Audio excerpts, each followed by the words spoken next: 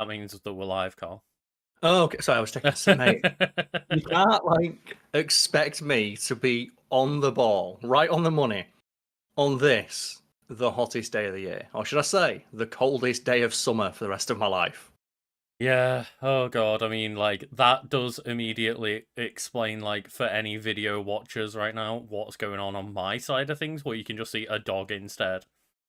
Well, the people at home who are listening, who are all really great, super cool, they can't see you. So would you like to explain what's going on?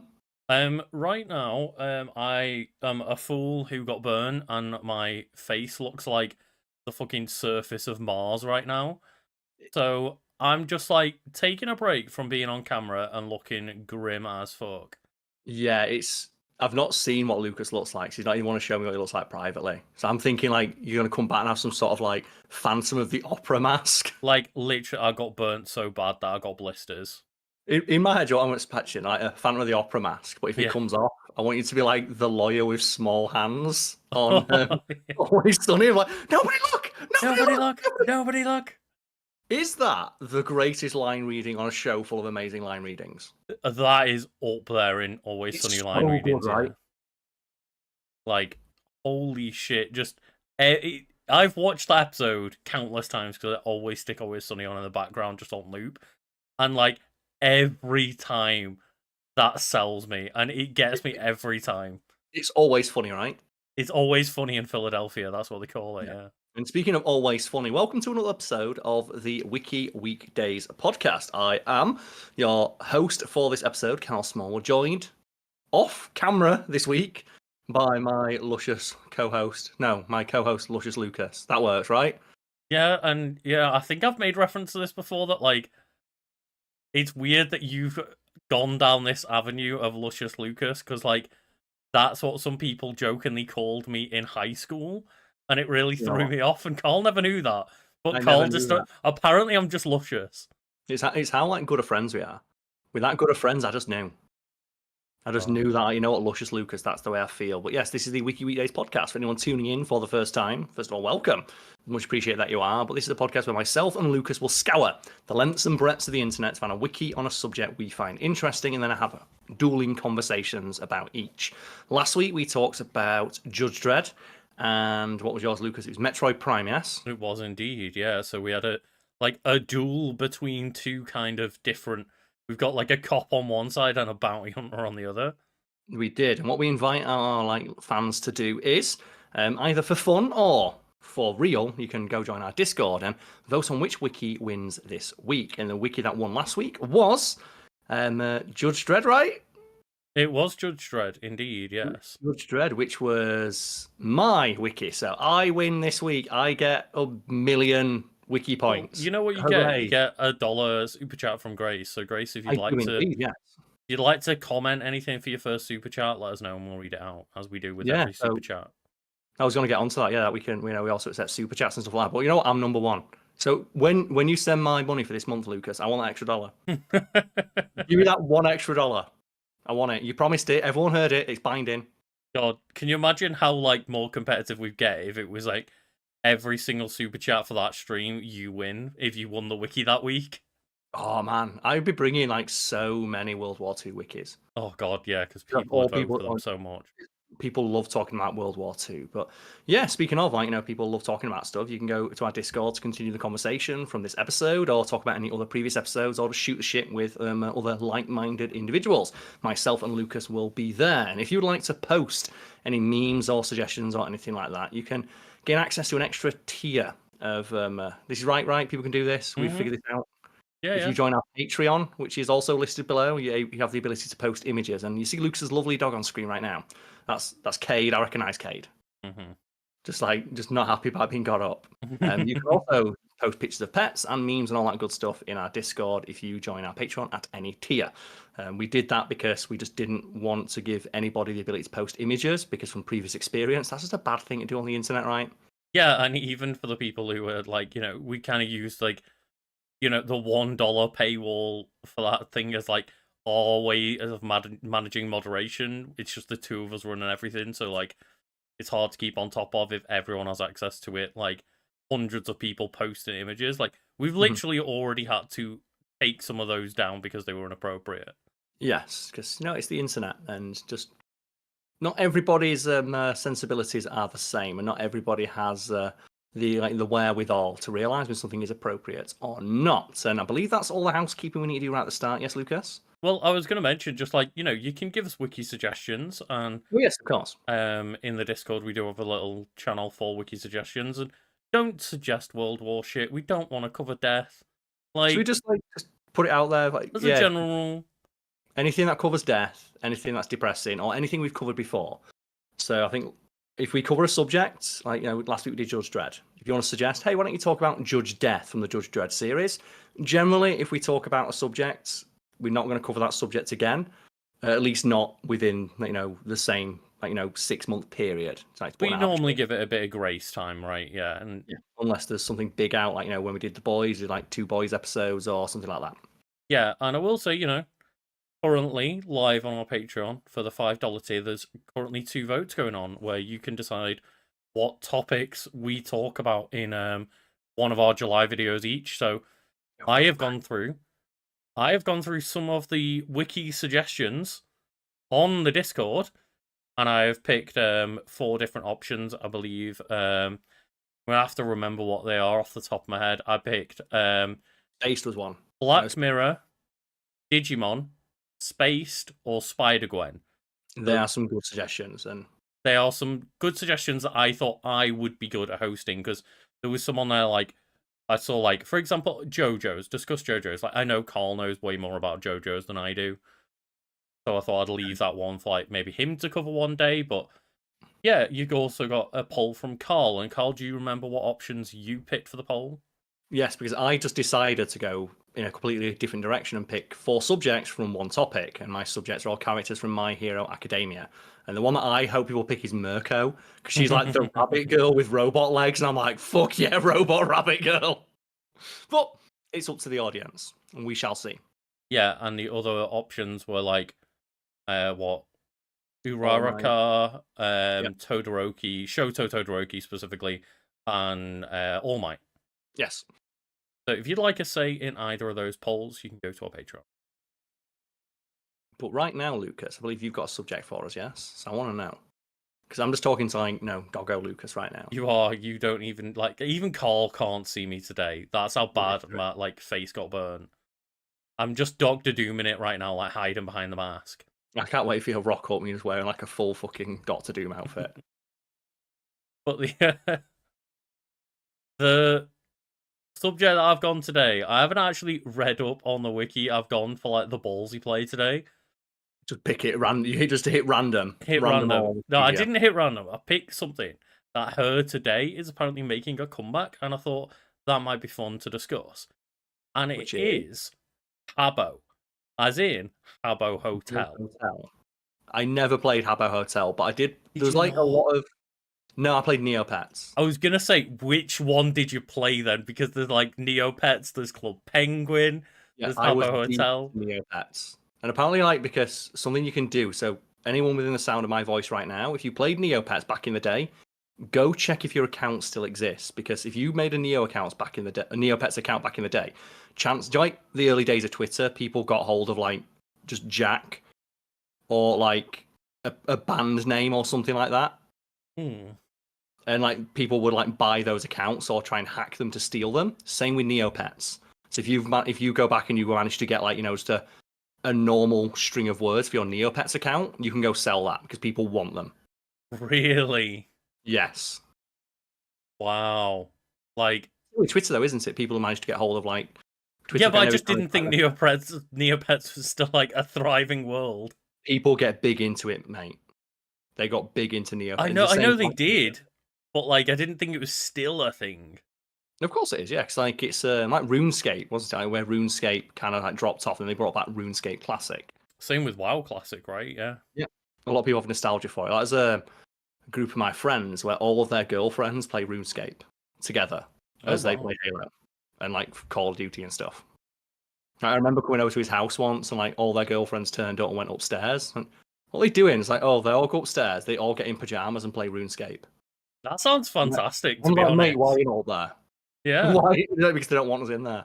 I mean, fair, fair. And also, like, Flat Zircon in chat, saying Doctor Doom in his vague because sometimes his face is minorly scarred and he's overreacted. That is me right now. I am minorly scarred but overreacting, but I just, yeah, that is the perfect way to describe it, right? I'm that guy from The Punisher season 2 where he's, I'm a monster beneath the mask. I was And it's about to like, say he's that, got, yeah, and you just like, Lucas, you look fine. it's That's like, the thing. I just You look a don't feel bit red. confident, you feel but, confident.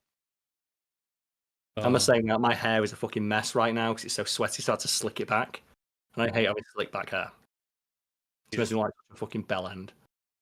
I think that it's a combo of the worst two things right now is A, you've got to keep big headphones on to like suppress that noise of the other person coming through. And B, we can't have a fan on because again, noise on the mic. Although like, oh. I think one day, Lucas, we need to say fuck it and be like, do you remember like the early days of Xbox 360? Where they're just like someone with a fan on in the background, low thumping hip hop and a baby crying in the background, and you're like, now I'm playing online. The thing is, like, until we went live, I had this little like neck fan on, but if I'd kept it on, all of you'd heard is like the low little, just the entire thing, the entire podcast. Just... Yeah, well, someone in chat has mentioned it, Damon Whelan, made a fortune off Star Trek Online, where they went in immediately and made profiles named after Star Trek characters. Oh, yeah. Like, the same thing happened when they released Threads. Remember where like Facebook released Threads, and they went, "Oh, your usernames are unique," so people went in and just like, "Oh, made Katy Perry," and just sold it like Katy Perry's like company. What's better? Is it that, or is it like when Elon Musk was like, "Oh no, you can change your name and whatever, whenever you want," and people just started impersonating Elon Musk, and he was like, "Oh no, shut this down, shut this down." The best one was like Eli Lilly, the insulin company, where someone's like, "Insulin's free." Oh And yeah, it tanked their stock price by about like $8 million or something like that. Like one day we'll cover Twitter, but I don't really feel like we always say we don't talk about death. This is like the slowest languishing death I've seen so far. We're not talking about it's really dead. Yeah, like that's the thing is right now we're in the middle of it, and I think we need to cover it when it's done. Yes. And you know, surprisingly, something that isn't done is Habbo Hotel apparently. Habbo fucking Hotel. I never played it, but I am curious. Go on, tell me about Habbo Hotel. So Habbo Hotel, or it says Habbo, also known as Habbo Hotel, which I've always just known it as Habbo Hotel, is a virtual world and a massively multiplayer online game. And it is an MMO, but I don't think of it in that sense of I don't think of it like a RuneScape or World of Warcraft. Like, yeah, it's like, what do you do in Habbo Hotel? So, like Club Penguins, like you play games. My sister used to play it when she was like 8, and I remember making an account. I just follow my sister around and just stand in the middle distance behind her penguin, saying, "Sup." I think what you do in Habbo Hotel is steal your parents' credit card number and buy things. Fair enough, yeah. Okay, because I'd follow my sister around in Habbo Hotel, like, to teach her about the dangers of like playing online. And she's like, "Was this person who keeps coming into my house?" And it was me on my lap, like, tee. Yeah, we'll find out like what you can do because all I remember is like making a character to wander around this hotel where you could customize your room. But like it's one of those of me and my sisters, we all had like accounts on there, and then we had a couple of neighbors that also had accounts, and we would kind of like vaguely interact with one another, and then just kind of be like chilling in this online game to socialize with like strangers in random ways. And it sounds very creepy when you think about it. Oh, it's just a 10-year-old online, like, waiting Every for game was randoms to talk to me. It was the Wild West back then, right? Yeah, it was. The amount of games, like Neopets. Might as well just called it, like, Free Kids. God. Like, it's the digital equivalent of, like, a white van with free candy around the side. Because, like, yeah. no one knew, right? No one knew about internet safety. No, not at all. Like, no one knew about, like, just how computers work. It's like, remember, like, the easiest way to, like, win in, like, I don't know the name of it now. It was, like, an online, like, chess ripoff I used to play, where like I customized my characters, my skins on my thing to be like bright pink. When you go into the last, like, oh, how do I get my things like that? Oh, press Alt F4. Oh, opponents quit the game. You win. Nailed it. That was the high school classic thing, wasn't it? Of like, oh, how'd you do something at Alt F4? And that just for anyone that doesn't know, just press Alt F4 on your PC. Yeah, do it. Yeah, when you listen to this podcast, It'll make the podcast sound better. It'll fix all of our audio problems. Yep. Oh It's like, dear. go delete like Directory 32 on your computer because it solves all problems. It just bricks your PC. It stops the lag, right? Yeah, well, it does because you can't lag if it's not on. Anyway, yeah. Founded in 2000, Habbo was expanded to 9 online communities or hotels with users from more than 150 countries. As of October 2020, 316 million avatars have been registered in the game.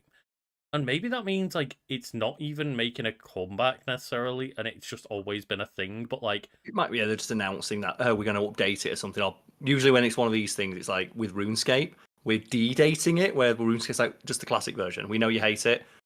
Always changes. Here's the classic version. yeah, like we've added so much bullshit over the 20 odd years that this has been around. Some people just want to remember and be nostalgic for the classic experience. So are you 30 to 35 years old? Here you go. Yeah.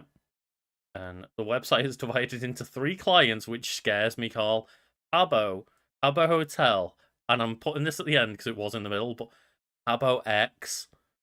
Yeah, because I think there was like an adult version when they were floundering for money, right? It must have been like, oh, sorry, Habbo Hotel Origins was one of them. So there's already a classic version. Habbo X makes it sound like, yeah, there's definitely like some weird taboo Habbo. Oh, that's a good one. Taboo Haboo. Taboo Haboo would have been a great one.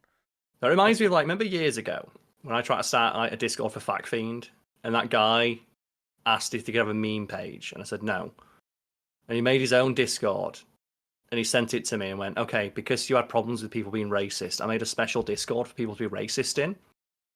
And he didn't understand why I wouldn't want people to have like have that linked to my brand name. And no matter how many times I explained to him, he just wouldn't get through his head why I didn't want racist using a platform I had control over. He couldn't fathom. But why would you not just give people a chance to be a bit racist? Like, I don't want anything to do with that. Didn't it my want branding. like a 10 strike system or something? It was a 10 strike. I shit you not. It was a 10 strike system.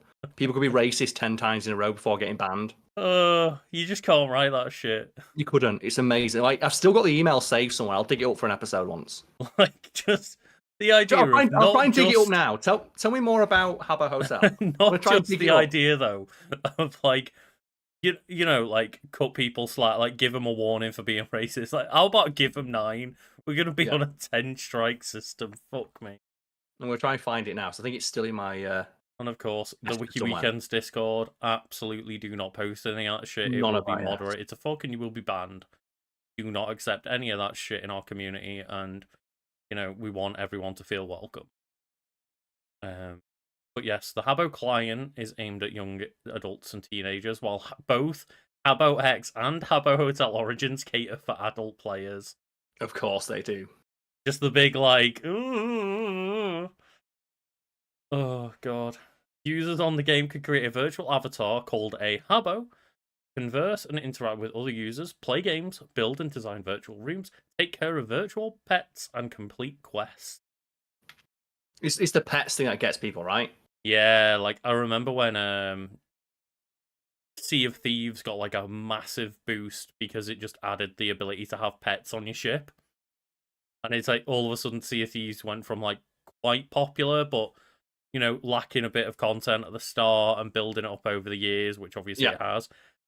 But the moment, like year 2 or something, that they added pets, it was like, holy shit, a lot of people playing Sea of Thieves. It's why Neopets did so well.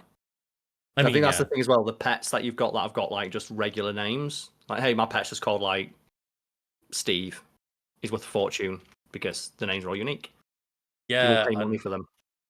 It's wild how much like people used to play Neopets just to like save up tiny little like pennies together to, because you could earn some form of currency in Neopets, right? But it took forever to earn it, and the people who would see like the unicorn skin or whatever.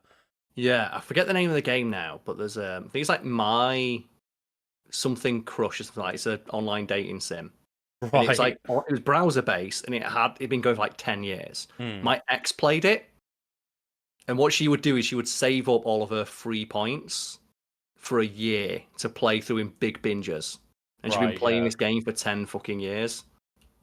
God, And, like, one of the things that I just asked her once, I'm like, what do you want for your birthday? And she went, could you just buy me some points so I can play some stories in it? just get me those V-Bucks, please. She just get me that so she could go through and just, like, talk to all the hot anime boys. It's like, you know what? And I'm sure, like, you've been the same with Destiny, right? Destiny's the one for you, of, like, you put an inordinate amount of time into Destiny. Everyone has that one thing, it just scratches that very specific itch. For me, it was Dokkan Battle. I never put any money into it. I never put any. That's the one gacha game that got me. I never put any money in it except for once when I was in Germany with my friend because we played it together, and we looked and he went, "Oh, we're in Germany, so it's gone to like euros, and it's like €1." It's cheaper to get the Dokkan points. So we did it once, and it just wasn't worth it. Yeah. And I remember the story I told is when I got a new phone, I forgot to get the transfer code and realized I didn't care. Fair. I mean, like with Destiny, I tried to not buy microtransactions. The one thing that annoyed me to no end was at one point you'd buy like the season passes with the in-game currency silver, and then either with no warning or very little warning or something, that changed to be account-based, where you buy it on like your Microsoft Store or whatever. Yeah.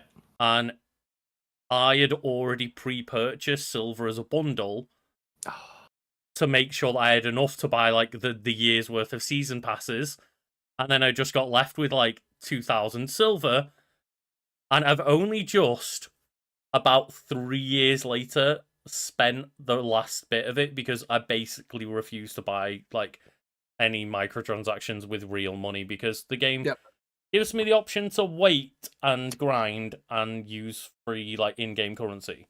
That's how they get you though, isn't it? It's like Microsoft points back in the day. It's like, oh, get like 8, buy a Microsoft points, get 1,000. This map pack in Halo cost 800. Nothing sells for 200. And that's one really big bad thing that they did with Destiny. All these games and systems use these things, right? They changed it from like the season pass being like the $10 bundle, so the season pass went up by like 20%. So instead of having to buy like that bundle of just you buy the $10 bundle, you pay the $10, you get the season pass, you've got no money left. You've got to buy like the $20 bundle and have like £8 worth of money left over after you've bought the season pass, so that you'll buy another microtransaction. And it's like, oh, it's so dirty. Yeah, they always try and get you that way. I'm sure there's plenty of stuff in Habbo Hotel that was probably very similar. Every game will have the same thing, right? But I do have, it was 2 emails. So the story of that Discord was 2 emails conflated.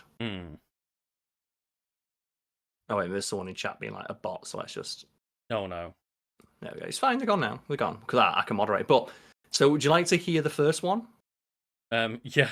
I mean, the first let's take a tangent, shall we? Let's take a tangent. This is someone who was suggesting to create a Discord for me after I announced, like, hey, the factory want to shut it down because people are being dicks. So, hello, whoever's reading this.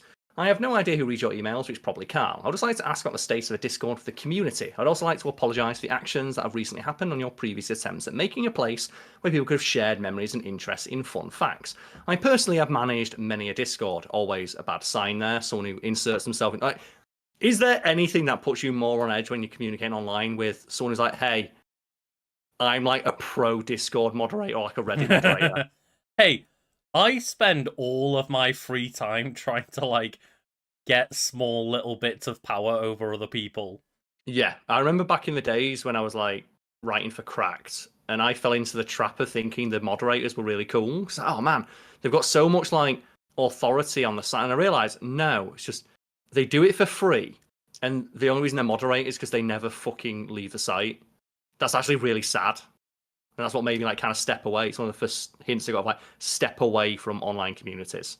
Yeah, like that's the thing is, it's just people that want small amounts of power in their life to hover over other people, and they're that desperate for power that they're like willing to give up all their time to become moderators. Yep. I'm not against moderating, like I've done it in the past, and I've had like other people moderate, you know, like for example on like Twitch or whatever, but yep, it's always the people who don't actually want to be moderators that I think are the best moderators. Yeah, it's like the people who are like, oh, I'm in your chat every now and again, I'll sit here and just like, if I see a shitty message, I'll delete it for you.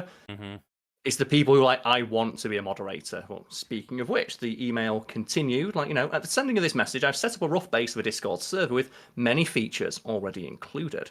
These features range from automated moderation of text sent, specific channels, and prohibition of typing if not verified. It says, I will continue to work diligently on the development of this Discord server. He mentions here, there are always things you cannot account for, such as spam, racism, etc. So they acknowledge it. You most likely did not have any fail safes or redundancies in place on your Discord that went wrong, unlike the current test version I have set up. So there is a couple of features here they mentioned, Lucas. So here are the servers they suggested for the Discord.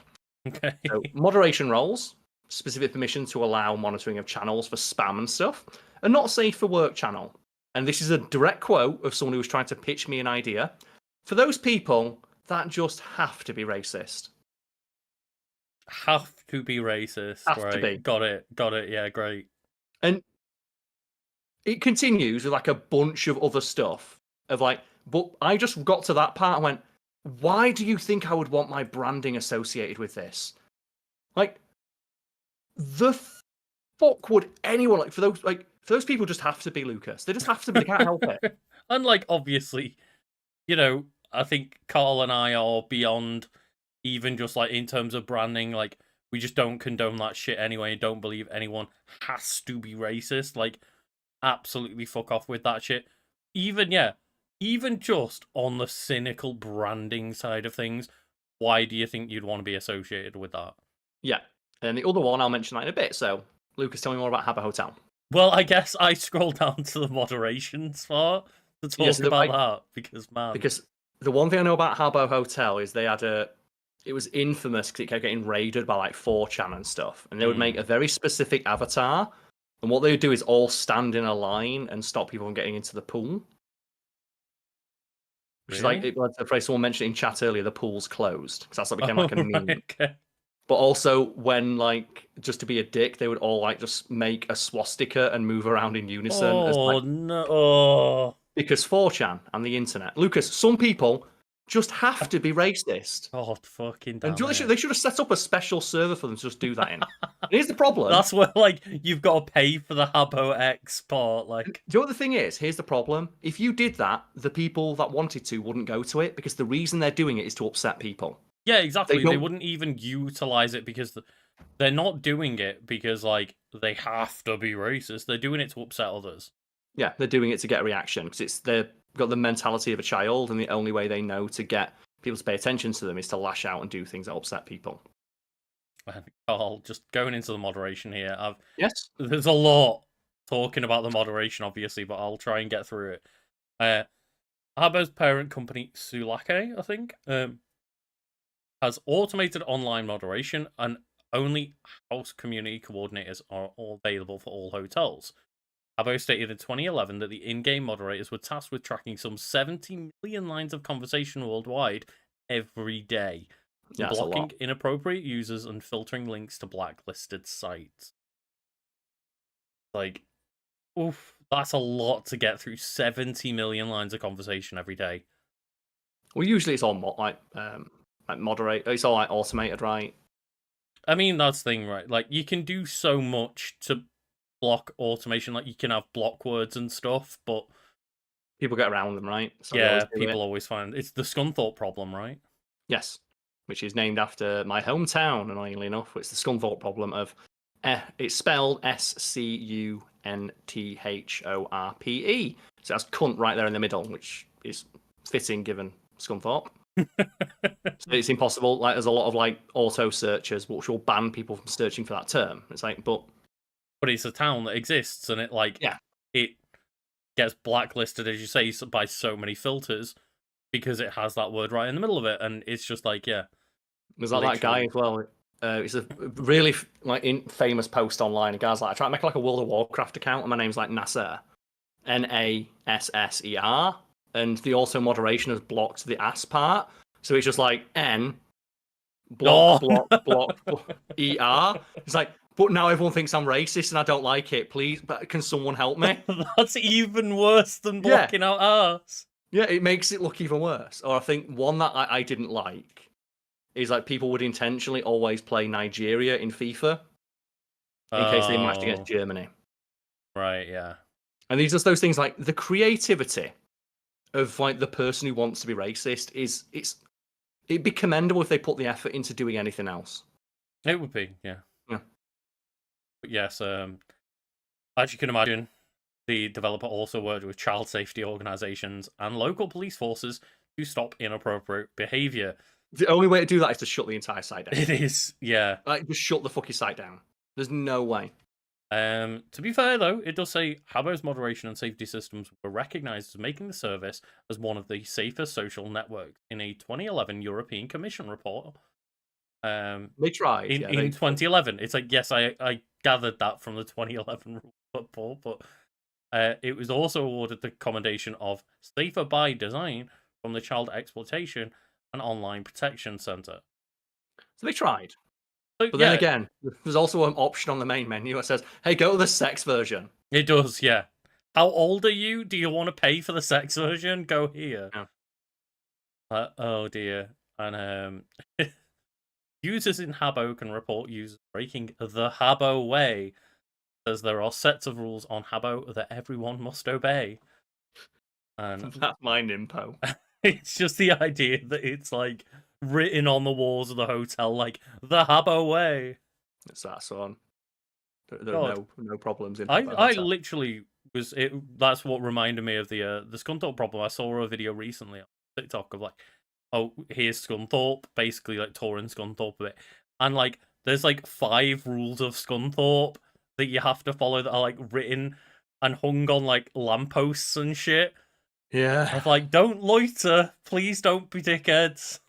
Because it's like got a real problem with like ASBOs and stuff. Like I talked about it in an episode before years ago. Not years ago, last year. That's how old I am. And it was about that show set in Scunthorpe called Skint, where it's like just you can see where I grew up on it. My old house is just on it.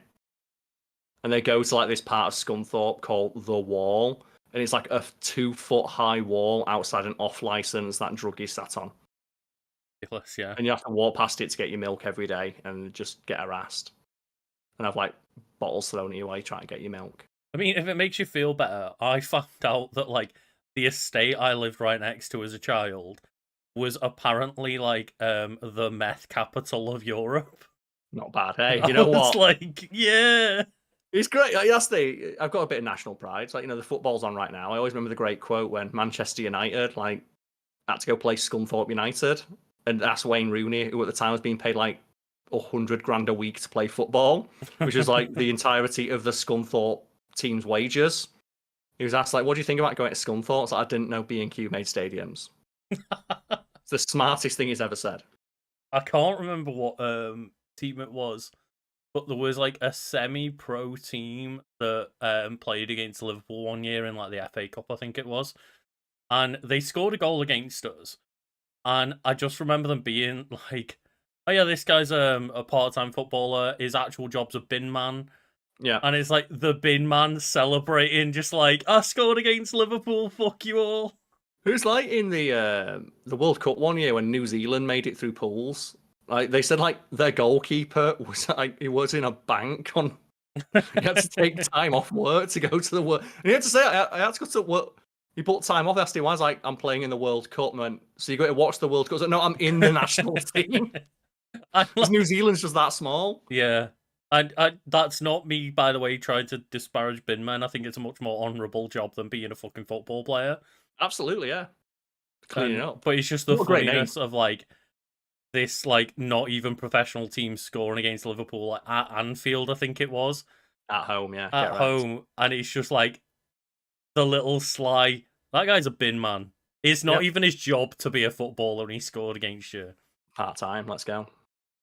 Oh, but going back to Habbo Hotel, it's been a wild one. This one, automated moderation exists in Habbo's language filter, the Boba filter, which just reminds me of like boba tea.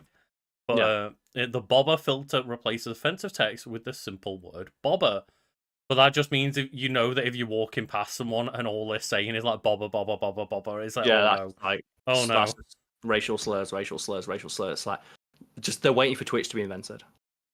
Replacement applies to anything from mild to highly offensive words, groups of 6 or more numbers, because I guess like that's just something people are using like leet speak to get around it. Or phone numbers. Or phone numbers, yeah, true. Phone numbers, Suggestive addresses. phrases and websites as well. Oh god, okay. I thought that was going down like a weird turn there, but it says like from August 2000 to 31st December 2005, Habbo existed as a program for experienced members of each Habbo community to become a hobber. Hobber were non-paid volunteer moderators with limited powers that Yes. acted as hotel guides. That's the thing. The truth about the internet is, there's people out there who they will lord the smallest amount of power possible over people. Like I said, when I used to write professionally back in the day, and I was part of the forums, I very quickly became disillusioned with those forums because it's the amount of power tripping assholes. Like Yes. I talk about in my cracked writing days. They literally had a private group chat on Facebook for people who'd written more than 5 articles, where the people who decided who got invited had never written an article. They just were on the site all the time, so they decided to make the group. I remember once, like, I just got completely disillusioned with it because they were on there talking about how, like, a person had submitted like an article, and it's like, oh, it's not very good. And it's like, we were all there once, except for you, person making fun of it. Yep. You've never written an article, and somehow you've decided that you're like king of this castle, this tiny little castle.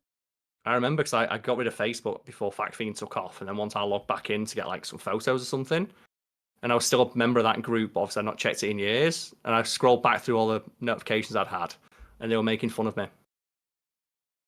And wondering like how I got successful because I wasn't a very good writer. And it's like, well, you've not written anything. I'm a better one than you. Like, that's the weird thing, because like I know that you were like not like the top person on the site or anything, but you were a pretty prolific writer on there, right? I was the single most prolific British writer, and I think in terms of overall number of articles submitted when I stopped submitting, I had like 80, which was the most of any single person who was freelance besides in the tips from when I started. Yes, yeah. And it's very funny because even to this day, you know, I obviously talk to friends and family about what I do, and you come up in the conversation because we've worked together closely for years. And like I'll mention, like, oh yeah, we do Wiki Weekends, we did FactFiend, or like we now do FactFiend again. And like that always goes over people's heads. But whenever I mention, oh yeah, like, you know, you might recognize that he wrote on Cracked, and they're like, oh shit, Cracked. Like, he wrote for Cracked. I was like, yeah, you got plenty of articles on Cracked. And like, so many people pop off for the mention of Cracked, obviously, because it's great. Yeah, technically, I'm a New York Times best-selling author. I don't put it on my profile because the reason I'm a New York Times best-selling author is because when they released the Cracked D textbook, they used one of my articles and I got paid. And I remember this being a huge, again, source of saltiness because they didn't use one of my articles in its entirety, but because I'd written so much, they used multiple entries from different articles. So on the dedications page of like the list of authors, my name was a lot higher than other people who felt they had more seniority. I remember finding out after the fact they were very annoyed at the fact I had higher ratings. I was listed as being higher than them because I'd not earned it. I remember after that book came out, it was on the New York Times best-selling list. Every single fucking author in that list of like 40 people. Because it's a massive compilation, right? Yeah. Yeah. It's like, I'm a New York Times, and I never put it on my profile because I always felt, oh, it's not deserved. I've not earned it. But I could if I wanted to, but I don't. Same with like, for years, I could have had a blue check mark before it stopped meaning anything. And what a lot of the writers in that group did is all wrote guest articles on their blogs. Right. I'm not saying their blogs, but they wrote guest articles about each other on their blogs, interviewing each other, link those blogs on Cracked in articles they got submitted, and then use that to submit to Twitter to show they were a notable person. Yeah. They'd also use it to add themselves as alumni from their universities and colleges and stuff like that. It kind of reminds me of like hearing a lot of people talk about how, you know, when they were younger and stuff, like I listened to a ton of gaming podcasts.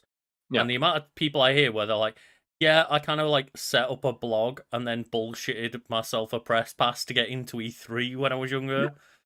Like, that's the thing. People did a lot of stuff like that, and just I remember when they asked, "Do you want us to do it for you so you can get a blue check mark on Twitter?" And I had more. Another thing that was a big problem as well, at least to them, is I had more followers on Twitter, despite not having as many articles because I was just funny. And like that, the point that I'm getting to in all this, like, it's not just to stroke Carl's ego, is just to No, be like, it doesn't matter. after all of Like, that, someone who had never written for the site still felt the need to be like that pissy little moderator that like felt yeah, like they had power over you. yeah. And when it came to like the Twitter thing, I remember when they asked, "Do you want to do it?" I went, "Well, if I don't feel like I've earned it, and if I ever got to a point where I had, I wouldn't want it because the success will speak for itself." It was very funny though when Elon changed the system and then when it became paid, started giving blue Yeah, check marks to people that didn't want it. because they were criticizing him. That was really fun. But yeah, I never wanted one. And that was my reasoning of like, if I get to a point, I don't feel I'm successful enough to have earned it. And if I ever get to a point where I am, I wouldn't want it because my success will speak for itself. And that did not go over well. The only time that I think like any kind of like, blue check or like verified or anything, like obviously when blue check had to be earned, not paid for. I think the only time it makes sense is when people are like trying to steal your content or like pretend to be you. That kind of shit to be verified is like useful in that sense. It's useful in that sense, yeah. But I never felt that I got to that point, and it just never bothered me. But I always found that very funny. That was just this weird insular in group on the internet that I got to interact with, and rather than getting deep into it and rising up through the ranks like I probably could have done, I looked at it and went, "Man, this fucking sucks." Yeah. I'm just gonna go right and just go drink instead. Again, like the whole weird thing of like a lot of people on there are just people with like little bit of power that want to take it as if they are like, as I say, the king of this little castle that they control. Yes. Big fish, little pond, yeah. It's always the way, big fish gets caught. And it's I guess in that sense, it's little fish, little pond. It's big fish in a little pond. Well, but like depending on the user, because context. I mean, like the person who had like got no credits but was inviting people to this like extra special private group and all this, it's like, Mate, the conversations were so cringy because they'd like hold like council meetings where they'd have like discussions of like, should we invite? And I remember I found out after the fact from someone else who just quicks. They were like, "That's a bunch of pricks."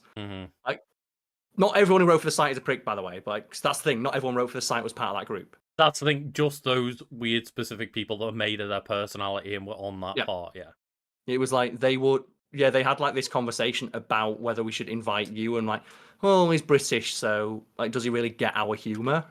And it's like, cool. Way to be gatekeepy assholes. Like, why would you want to be part of that group? Like, as you say, I've enjoyed a lot of crack content, and I don't think everyone that wrote there was an asshole. And I think, like, that's the thing. I'm not saying that. Like, a lot of people on there were really, really good guys. I still work with a lot of them on top tens and stuff. Yeah, some of those people are great, and I'd love to work with them. And like a lot of the video team and stuff were like very talented, yes. Very fucking talented and groundbreaking in terms of like YouTube video content and stuff like that. None of them were they're all members of it, but none of them posted ever. Yeah. And yeah, it's one of those of just like, we're not sitting here dumping on everybody on that site, but there's just that weird little like, as there always is, that weird little insular community that just wants to grab all that like seeming power, and it shows that like, maybe this can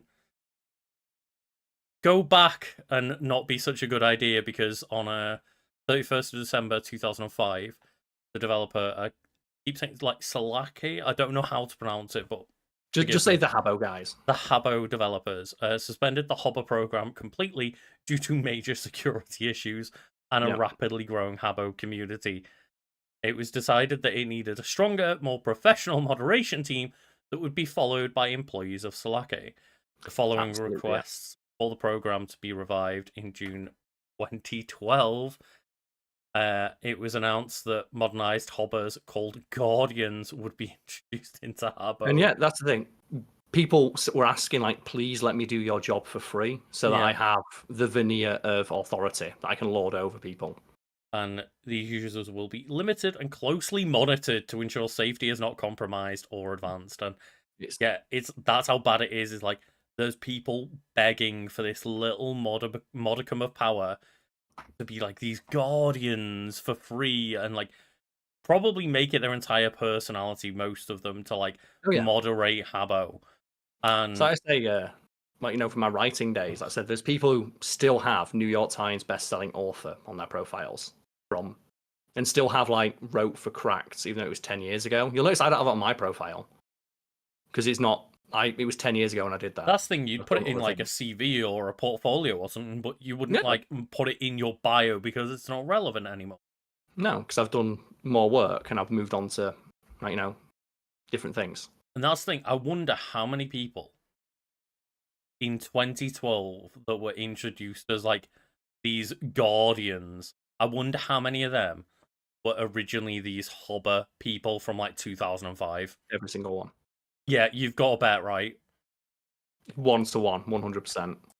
And clearly, I don't know whether it was because of the Guardians or not. The start of this next and last paragraph on moderation doesn't go well, Karl.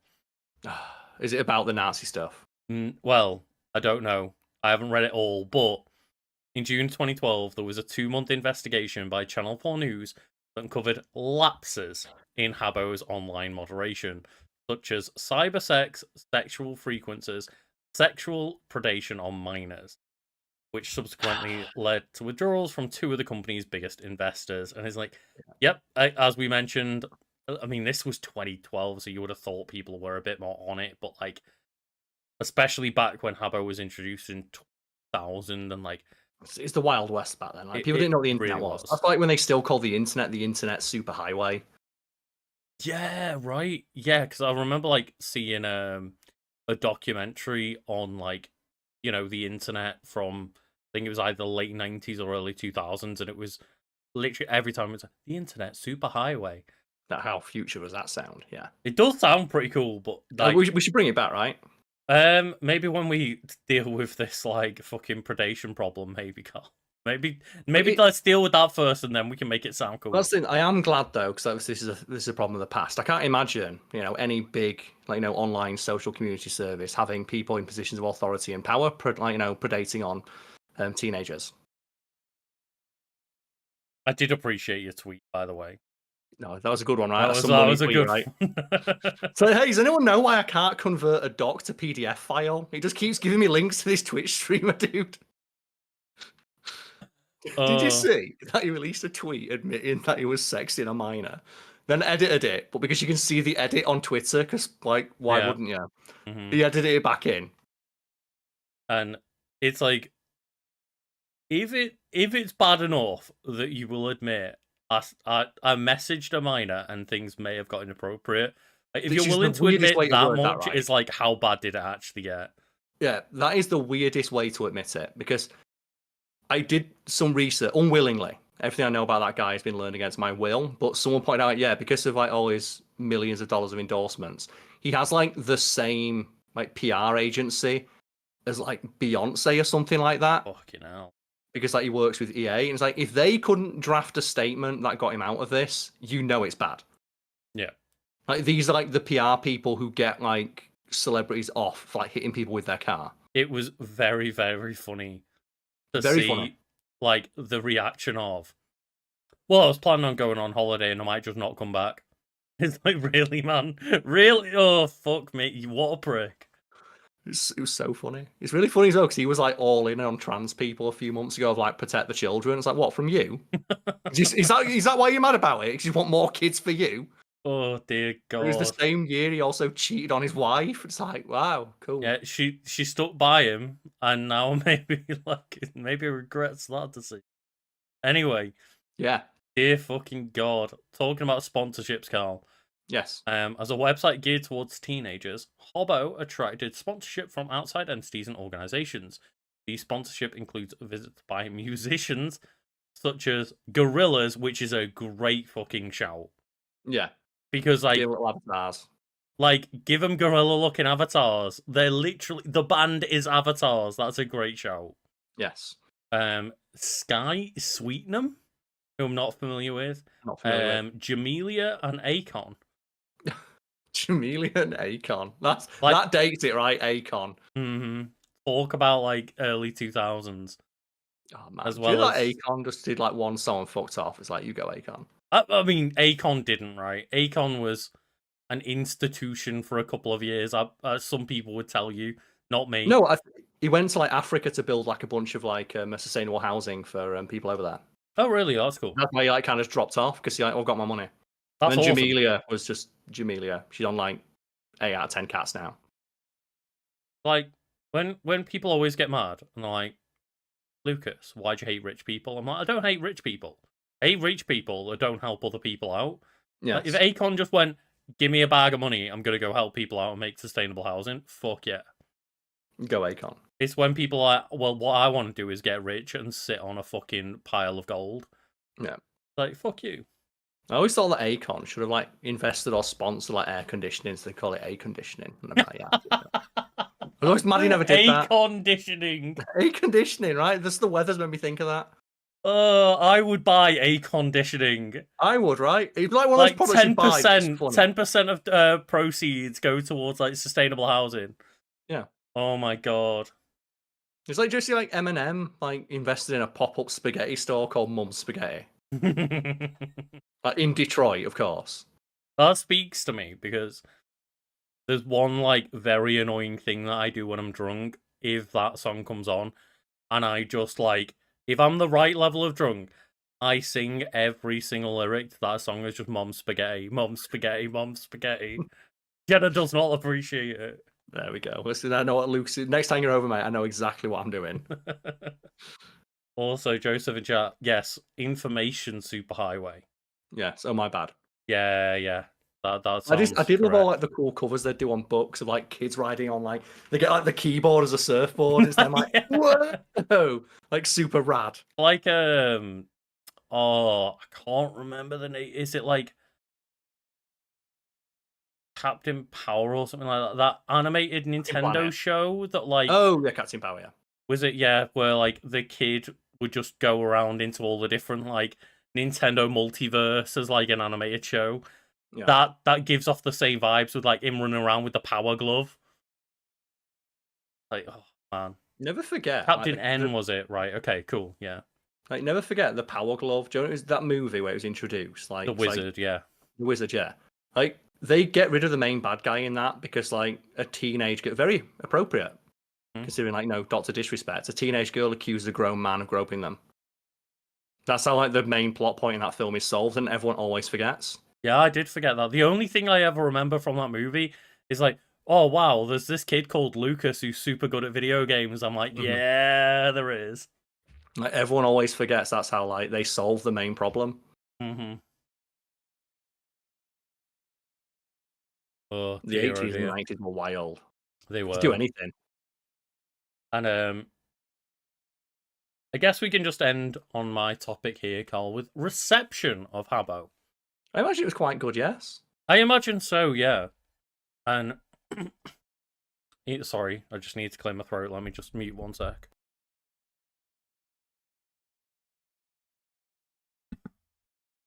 In November 2001, the Daily Telegraph That'd be a great newspaper. I'll buy that newspaper. Yeah. The Telegraph. It basically is, right? It is the Telegraph. Well, that's what the Telegraph is, right? It's like, oh, Muslims are coming for you. I think when someone made that, like, AI like Telegraph headline, it's like giant Muslim immigrant spiders are coming to steal your benefits. Oh my god! I mean, they just that is a summation of how much, like, they are just scaremongering, and it's that's not a reflection of mine or Karl's opinions. That is, like, that's the kind of shit the Daily Telegraph actually write is like, just be scared of immigration. It's like, no, fuck off, you dickheads. I think there was a headline the other day of, like, even Waitrose isn't safe. Because, like, someone went to Waitrose and saw someone wearing a hoodie, and it's like, oh no. To be fair, that to might have been the first time that, like, Waitrose has seen a person in a hoodie. Might be. Not like a middle-aged man in a sweater. I like when Oh. you go to Waitrose and they hide the baked beans. Or they're embarrassed of the baked beans. Or they have them, but they hide them. To make sure that like the commoners don't know that they've got baked beans. One of my favorite like trends, I think I posted on Twitter the other week, is just like, do you know, like, every like couple of months, someone at the Telegraph writes an article about how no one wants to fuck them because they're Tory, and it's totally not bothering them. And there's like 5 different examples I found of people who are like Tory being like, why does no one want to fuck me? Is it because I'm Tory? Is it because I challenge their views too much? It's like, maybe you're just not a nice person. Yeah, maybe. Also, lady a bit. It's like, do they hide the toast as well? I've never seen a shop selling toast. They should. I would should. love if they made pre-made toast and you had to cook it in the microwave. Maybe it's there. They just hide it that well. Yeah. Maybe I'd I love just if don't you know got about the pre-made secret toast aisle. Pre-made toast, that's the future right there. Because like, no, when you make a sandwich with toast, it always tastes better, right? With toasted bread. Why I don't mean, they like toasties, bread? yes, yeah. But like, Toasted bread's like club sandwiches and stuff. oh dear! Imagine just like not knowing there was a hidden toast aisle. But like, it reminds me of the just like futuristic ass seeming just German bread cutters that they've got. You just put whatever loaf of bread you want and select how big you want the like slices. Oh, they have those in Tesco. Remember a store? Like a friend of mine used to work in the bread aisle, and they had like the machine with like the hot wire that cut bread. Oh yeah, Like, yeah. They said at the end of every shift, what we do is just put, before we cleaned it, put a random thing in to see what happened. And the worst mistake they ever made is a chocolate birthday cake. Oh no! Because they thought, oh, it's going to cut the birthday cake into slices, but the chocolate instantly boiled and exploded. So there's this chocolate cake just exploded on the inside of a machine that's supposed to cut dry bread. Yeah. So the most like cleaning you have to do is just hoover out the crumbs. Mm-hmm. And instead, they had to bring in like a professional team to fucking power wash it from the inside and shut down the bread aisle for like 4 weeks. I mean, top tip to anyone that is in one of those stores that has like the actual bakery section and the bread cutters and stuff. If you like in England at least, if like you're in like a Tesco or an Asda and just say to the baker, "Hey, can you put this into the bread slicer for me?" They will do it. Yeah. Like people always go like, "Oh, don't buy like the bakery fresh bread because it's not cut." Yourself, yeah. You've got to cut it yourself, yeah. And it's like, yeah, just go and ask. Like, can you just put this in your like bread slicer machine? They've got it there for a reason. Yeah, best one. I did it with a baguette once, and it's like, yes. Does it come out like 40 slices? Like, there we go. I think it's got. Do you know there's like 9p baguettes? Oh, at the end of the day, yeah. Yeah, like the fucking truncheons that you can knock people out with. That's some point in the bread slicer, and just come out like 40 slices of bread, and just went to the pond and fed to the ducks. Awesome, but yeah, the Daily Telegraph. I've got it in my head now. Listed Habbo as the top 10 chat and instant messaging site, describing it as great looking and proving popular with teenagers. Proving popular with teenagers, sorry. In 2005 and 2006, Habbo Australia received the Net Guide Online Web Award for Best Kids / website. And 6 years later, that was not a good reflection. Yeah, it reminds like a lot of those apps did work as like places for people to talk. Mm-hmm. That's why like loads of people like I think it was not Habbo Hotel, the other one, like Club Penguin. Like a lot of adults played that to talk because it was like apparently had like a really good like instant messaging system, which they acknowledge in the film Four Lions. Have you seen that?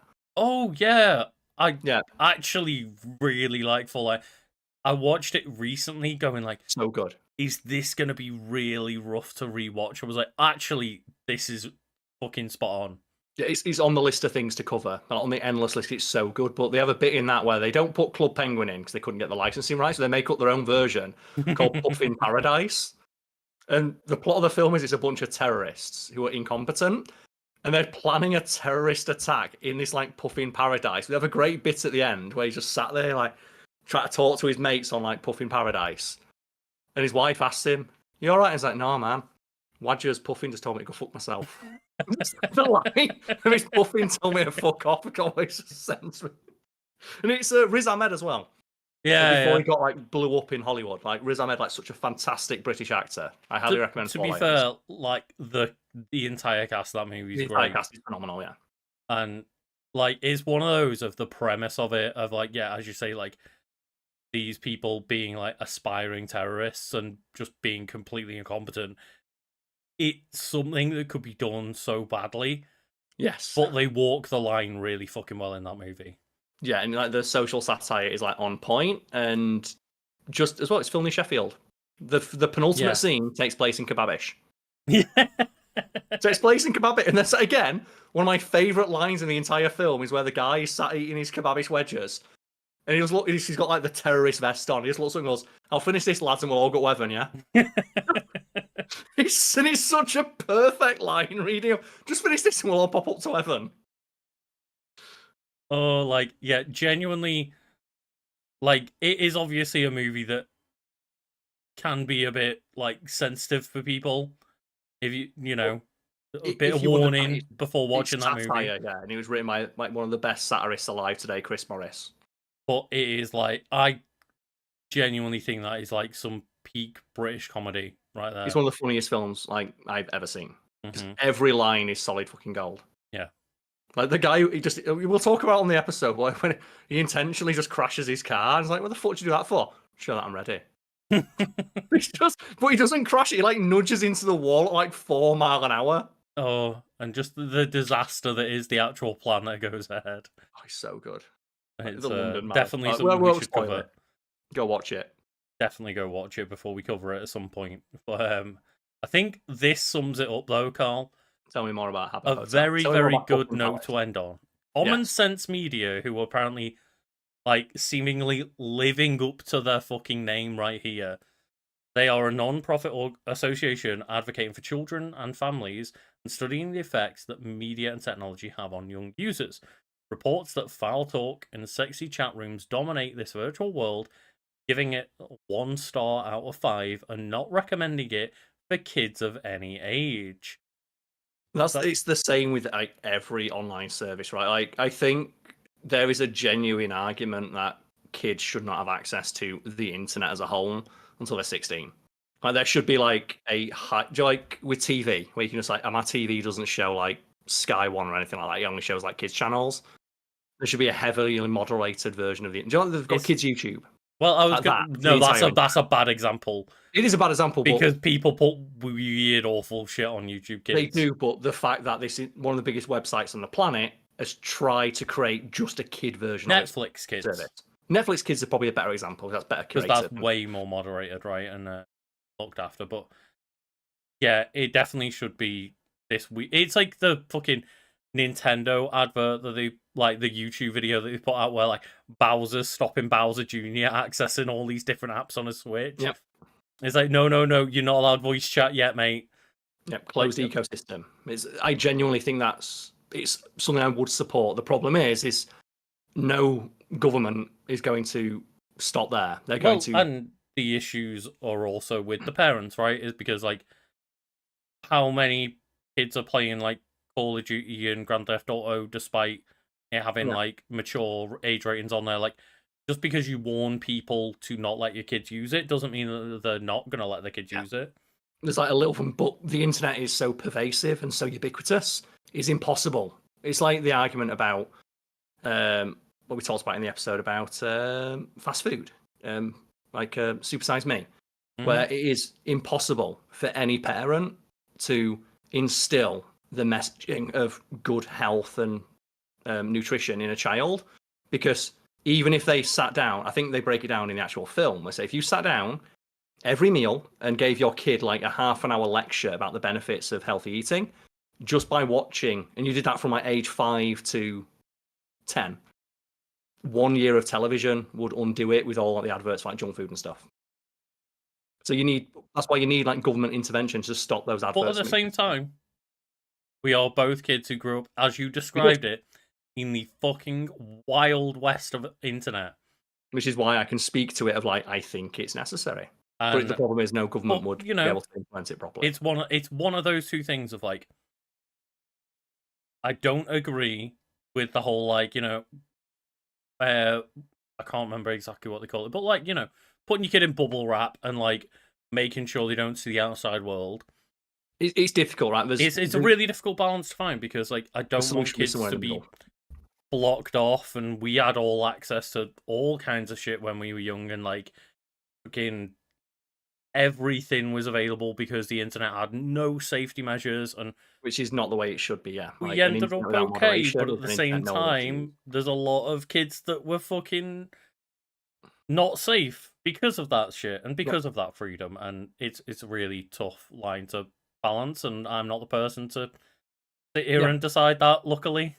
It's just the problem is I don't think any government would ever implement it properly. Someone in chat mentions that like any queer content would not be on the kid internet because even though it'd be something children will be naturally curious about as they blossomed into like, you know, young adults, there's also the thing of in our own country, Lucas. Remember where like Rishi was trying to bring in you get your porn pass from Rishi? Oh god. It's like, you know, that's the thing our Tory government tried to implement like a porno pass ostensibly to protect children, but it was more just to moderate the internet so they could control what gets seen. Yeah, and like everyone was calling it like get your porn pass from Rishi. the way that like our government, literally, the Tories have openly recently put out on like I think it was Twitter, like essentially, you know, we don't like trans people. I can't remember the exact statement, but it was like a woman is a woman, a man is a man, or some shit like that. Which you know they don't believe. They're just saying it to capture the rapidly floundering fan base. That's I'm like sure a lot of them do believe it, which is even scarier. But they are also using it to just try and get a lot of votes, right? But like, it's like the Reform Party, isn't it? Like Nigel Farage is a fucking married to a foreigner who works abroad. He doesn't care. no, He just wants to raise his own profile. He doesn't believe a fucking word he says. The idea of leading like the government up to the moderation of like the internet access and stuff, yeah. I can 100% see that the world that we live in, where like at least in the UK, 100%, I think that either like trans would be like banned as a fucking word to see for kids or something, or like that's the problem. Just queer content in general, and it's really fucking scary. And obviously, we always say this with the intent of like, we, you know, trans lives matters, like queer lives matters, black lives matters, and like we always want people to feel welcome. And if we're saying something you don't feel is welcoming, then I apologize. But like, we just it is really scary of like having these worlds where people would just not even be able to see access to like other people's just existence. Yeah, and it's also the fact of the matter that just again, the answer is probably somewhere in the middle, but the discussion normally takes the side of the two extremes. That's just the way discussion goes online, very binary, which is unfortunate, but no, not really much more to be said about that, I'm afraid. No, we've gone off on many tangents, and it's been a wild ride, me bringing up this Habbo, this seemingly innocent on the outside thing that... That's the internet though, isn't it? Leads to a lot more discourse, yeah. And Karl, you know, before we get into your like internet talk, I know that it is something rather like internet related. It is indeed. I guess we could just like do a bit of housekeeping. We can indeed, yes. So, Monfrere, what would you like to promote at this midpoint of our hour-long podcast? I'm so sweaty. I'm a puddle at the moment. I think that's why we've gone on so many tangents. It's just like our minds are just melting a little bit. They are indeed, yes.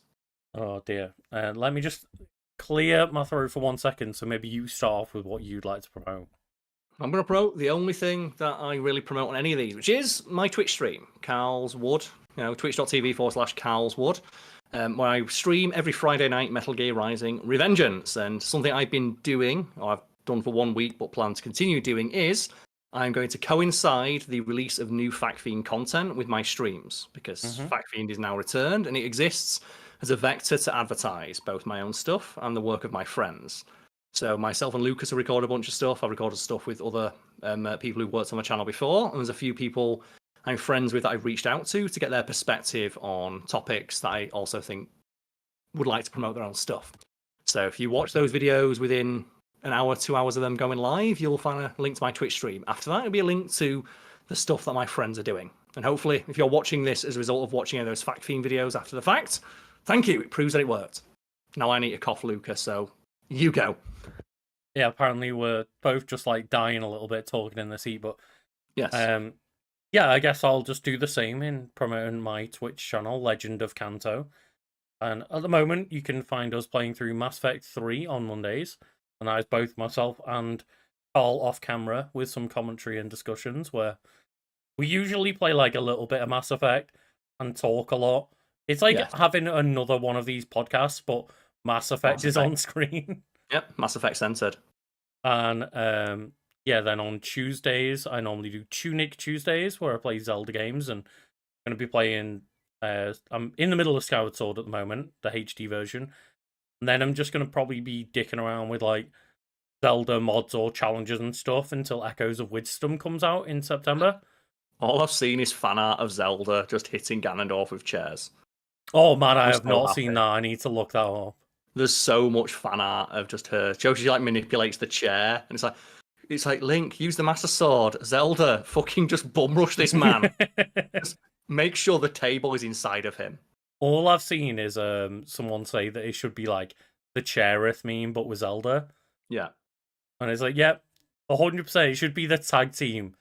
Aerith and Zelda coming in with like the tag team steel chairs. One of the absolute coolest things that the voice actress for Aerith did is she dressed like Night on the Town Aerith and just got a steel chair and ran around Comic Con. It's just, I love when people lean into that shit. It's so fun. I really appreciate how much the voice actress for Aerith really like leaned into playing that character. I love that you managed to find the clip of her playing through the game for the first time. She had no fucking idea what Kate Sith was. Yeah, and it was She just looks at us, she's like, my exact reaction of just, what the fuck is this? what's Kate Sith? Because she'd never played the game before. Yep, And she wanted to go the in exact clean. same They told her thing. not to play it. I just like, what the fuck is this cat doing with a crown, like What mourning about he the beats his city? tiny little cat fist? Just, Like, who nah. is this character? This makes no sense. It's a Final Fantasy game, man. You expect a weird character to turn up eventually. Yeah, but there'd already been like 12 of them. Yeah. It's more just like how poignant and sad a scene it was, and then you just get ripped out of it by like this cat. Here's the thing as well. Like, would you rather have more Kate Sith like characters or more Biggs and Wedge? Oh, Kate Sith. The Why Kate fucking Sith? nothing that. Do you like Biggs's whole thing of being like, man, I don't think I should be alive anymore, and then Wedge is like, I'm fat and eat sandwiches. So I get it. Or yeah, Kate Sith of just like Scottish cat dicking around Scottish on a cat. Moogle. Scottish betrayer cat. Let's go. It's not. It is a Moogle, isn't it? It's the big fat Moogle. He's riding a big Moogle, like Yeah. the cursed Moogles with teeth. Did you see as well? There was like, I think it was like the official Final Fantasy account tweeted out before like Rebirth came out of like a picture of a Moogle. And I don't know who it was, but someone like ratioed the official Final Fantasy account by just retweeting it with like, no. the Moogles in that game look so fucking cursed. Oh, I like the classic looking Moogles though. The classic Moogles, with the fact they've got teeth, I don't like that. But yeah, and you know, as well as that, I also do Pokemon content on Thursdays. You do indeed. And I say like I'm live 10 p.m. UK time, 10 to half 10 is when I go live. It varies. I've got some like severe time blindness going on. I'm not good at sticking to time schedules, but you know, I always get live within that like half hour of about 10 Same for p.m. me, UK more time. recent, yeah. Because since I managed to purchase my own property, I've actually been able to have a social life again. So my last few streams have been like later than normal because I'm actually seeing people now. So this week's stream may be a bit later than it normally is, 8 p.m. because I'm seeing a friend. Yeah, I noticed the other with a week friend. it was like the notification came in at like 11:30. I was like, oh, Carl's been out. Gets in. But like, you know, we're allowed to, you know, do things with our It's lives. the first time in a year I've been not stressed. Exactly, yeah. Got a lot of living to make up for. Yeah, just other than that, just, you know, remember to leave a like on this podcast while watching live so more people can join in for Carl's section, and just, you know, give us all those good reviews and all that jazz. And if you send us super chats, we will read it out by the end of the podcast. I always forget to mention those. I'm so sorry. No, it's all good. Just it's housekeeping, Carl. That's what we're here for. But what is your topic for today? So people probably guessed from the thumbnail for this video, it's Ready Player One. And I did debate whether or not to do an episode of this on the weekend version. So I could put clips in, but then you told me you were sunburned and didn't want to be on camera, which means you're now talking through an avatar, a picture of your dog. Like you've chosen a an image representation or an image that is representative of you in this moment. So I'm not talking to you. I'm talking to an avatar representation, which is something Which I that did, for the everyone sake deals of the with. joke, look into like Doing a how full can VTuber I shit, do right? like a VTuber avatar, but I wasn't successful in time to make the joke happen. I think as well, what that leads me into something I wanted to talk about, because people who are watching this live or watching after the fact, you'll notice that below myself and Lucas right now, like obviously Lucas is K, but you'll see we have little cartoonish avatars that we use for like the branding for Wiki Weekends, and I feel like mine is fairly representative of what I look like as a person, which is Yeah. the joke we always make, isn't it, Lucas? Of myself and you are the easiest people to draw because we both have very generic looks in terms of YouTubers. Because I'm tall guy with shaggy brown hair. You are guy in glasses with big beard and coloured hair. We're very easy to draw in a representative sense. Yeah, and obviously like there's my hair's gotten a lot longer since these avatars were drawn, but other than that, it's a fair representation. And that's one thing that I'm mad about is that this weekend, I dyed my hair before I went to the little not major event or anything, just a little day out where I got burnt to fuck by the horrible sun that hates me. Yep. And I have really nice coloured, bright, turquoise and reddish hair right now that I'm really happy to show off, but I can't show off because my face is just melted. Yep. And just those little avatars we've got, I feel they're quite representative of our appearance, and that's something that gets dealt with in Ready Player One. So, anyone familiar with the book? So I'm talking about the book, not the film, because the film sucks, but the book sucks even more. So, of course, that's the topic I want to talk about. Ready Player One is a 2011 science fiction novel and the debut novel of American author and known enemy of good writing, Ernest Cline. The story, set in a dystopia in 2045, follows protagonist Wade Watts on his search for an Easter egg in a worldwide virtual reality game, the discovery of which would lead to him to inherit the creator's fortune and the game itself. And that as a premise, it's pretty cool, I right? think sounds like a really cool movie or book or whatever. It is.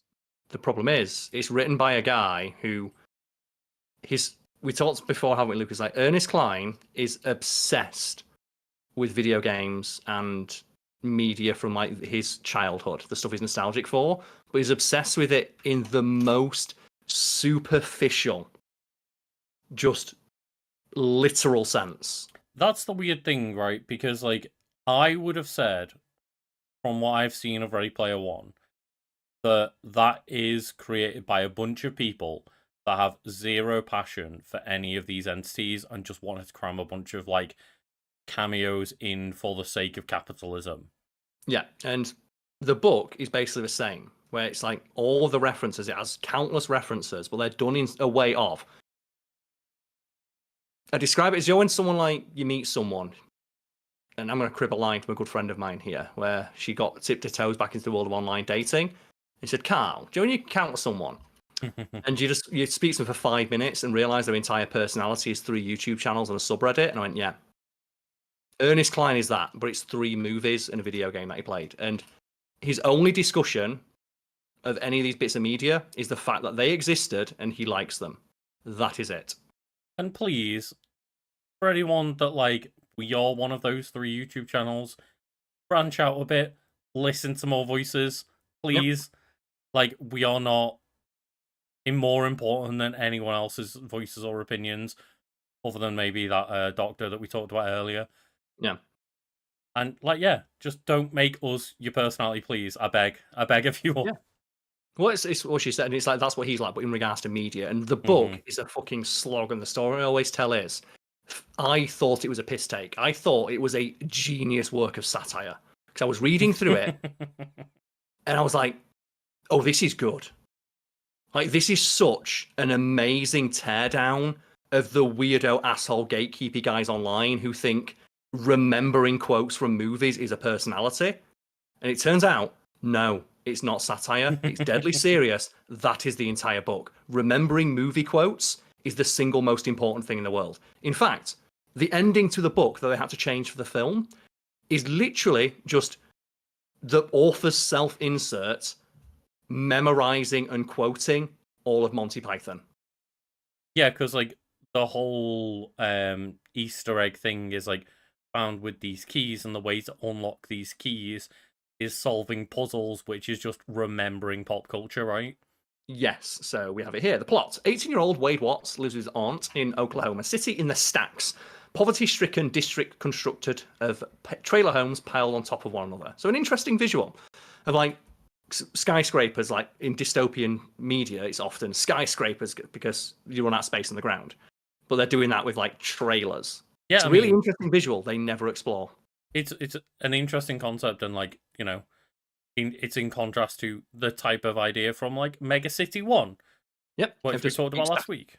Keep building up. Well, the problem is that his universe is so poorly constructed. Like he lives in a fucking trailer in a shack with no money, but he can afford a virtual reality helmet. And can't they all? Everyone in the universe has one. And is that explored in like a weird No. there's some kind of conspiracy of everyone being given one to like keep them under control now? No, Luke. They just say that the guy who made it was so altruistic that he charged 25 cents for access to the Oasis. Right. And that's why the big companies want to take it over, so they can like monetize it, even though it's the single most like successful thing in the history of the planet. Like everyone can afford. Like that's the thing. It's that classic trope in a piece of media of he's poor, but he can somehow afford the virtual reality fight suit that everybody has. That thing is like everybody can afford it. It's not just like a VR headset. It's like the full VR like suit and like that weird treadmill walking thing, right? As well. Yeah. Like they don't really go into much detail about it. It's the thing I always say of it's a middle class to rich person's idea of what a poor person lives like. Because like Ernest Cline in his infinite wisdom can't imagine a world where even the poorest people can't watch TV. That's my favorite thing about like sci-fi is when they don't go out and explain any of the lore or any of the elements. Yeah, that's what makes sci-fi great, right? Yeah, when they explain a universe, like he says, like it's a dystopia where like he has to get across the country in like an armored battle bus because the world outside is full of like roving gangs. But while he's there, he's watching like Saturday Night Live. He's like, wait, so America's like a battleground with warring Mad Max factions, and everyone lives inside their computers, but they're still making regular television shows? What? Like, what? Yeah, because he's a shit writer. He's a terrible writer. It's like if anyone's a fan of Ready Player One, you just get used to us fucking dunking on this. He is an awful writer. It mentions here that so he spends his time as a gunter, and gunter is a portmanteau of egg hunter. Gunter. This is something they explain in the book because you might not get that, Lucas. Right. You might not get it, and that's one of the other things as well where I say it's the most literal interpretation of the media, because he'll explain something very simple like, oh, here's the game Pac-Man, and then he'll explain what Pac-Man is. But you won't explain like, we know what Pac-Man this hellscape future is. But do you know, like, when people, like, they think that, because they're an idiot, they think that them having the knowledge of, like, Pac-Man's kill screen is, like, super secret knowledge nobody else has. Like, Lucas, the ending of this book is that the main character remembers all the words to Monty Python and the Holy Grail. Cole, did you know that in Lord of the Rings, Viggo Mortensen kicked that helmet and he broke his toe? It's that energy, yeah. It's that guy. It is. While he's doing it, he travels under he logs onto the Oasis as an avatar under the moniker Parzival with a Z. Parzival. And he even says that of like, oh, I use the Z because it's cool. And there's like even a bit where he explains what leet speak is.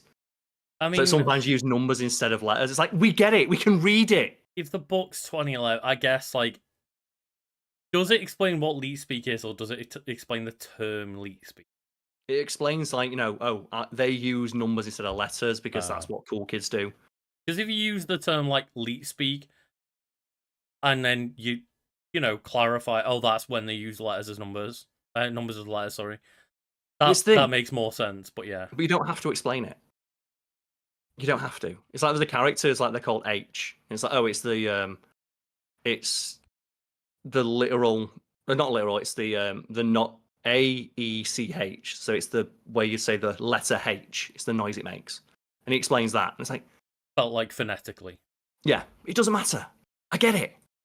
But the thing that's interesting is that he makes an avatar, and something that I find amazing. And this is when I thought the book was satire.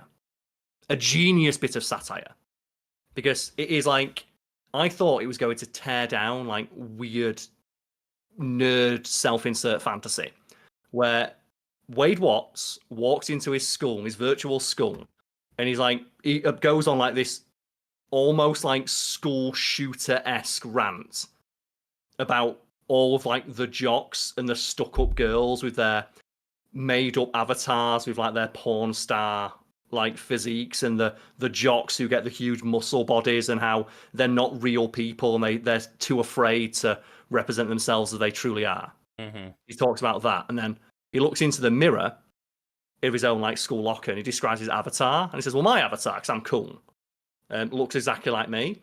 It's a bit thinner, it's more muscular, my nose is smaller and I'm taller, but other than that it looks exactly like me. And I was like, that is fucking genius. That is so perfect an encapsulation of that kind of mindset. Mm-hmm. Of the guy who's like, I'm special, I'm different, I'm not one of those sheep who just does what everybody else, who's like who's too afraid to stand out. Anyway, like, I made myself taller on my Tinder profile. And it's played completely straight. And I didn't know. I read until the halfway point thinking it's a piss, because then in that same bit, he has like one of the jocks comes up and starts making fun of him for being poor. And what he does is he comes up with like this really shitty like comeback of like, well, your mum, and then mutes the guy's like audio and says all of his friends were stood around embarrassed at how cool I am, and I just wandered off. And I could see from like, because he has like the avatar face thing, that he's getting mad behind the thing, then he quickly turns it off. And I was like, genius.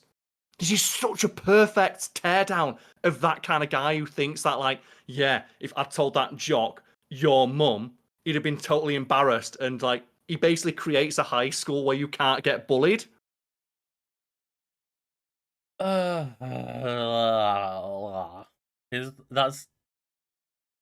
This is why I have, like, I think it was like on in the background while I was like a party or something. I've seen bits, but like I can't remember exactly where I've seen like bits and pieces of it. But I've never wanted to sit down and watch this.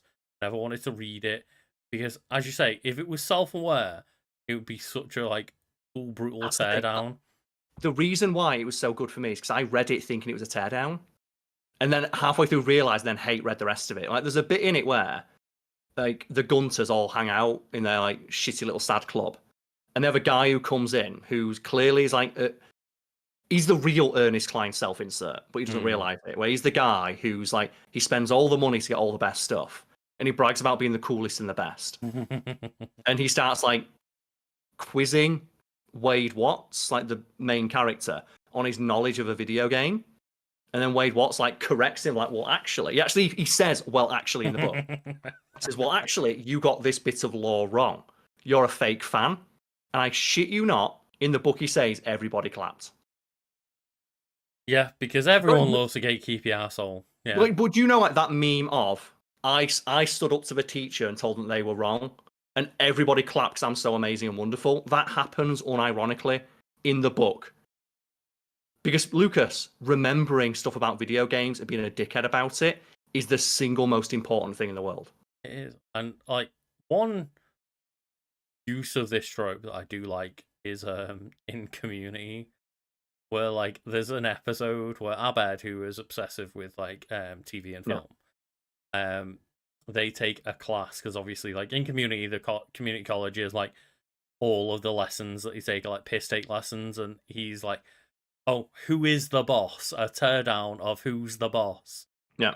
And Abed walks in and is like, oh no, this character's the boss. And like the teacher laughs and he's like, I've watched the boss, like who's the boss so many times. I'm the person who knows the most. And then Abed comes in and he's like, yeah, sure, I'll teach a lesson on why Angela's the boss.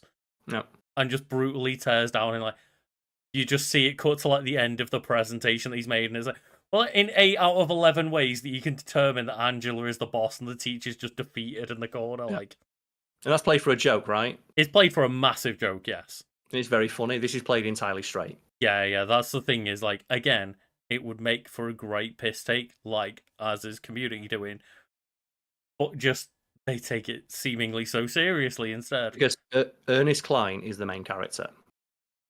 Like one of the first things the main character does in the film or in the book when he gets like famous and successful for being really good at video games is he buys like a DeLorean with like the Ghostbusters symbol on it and like Kit's light on the front, which is like, because why create something original when you just mash together all, like put your action figures together?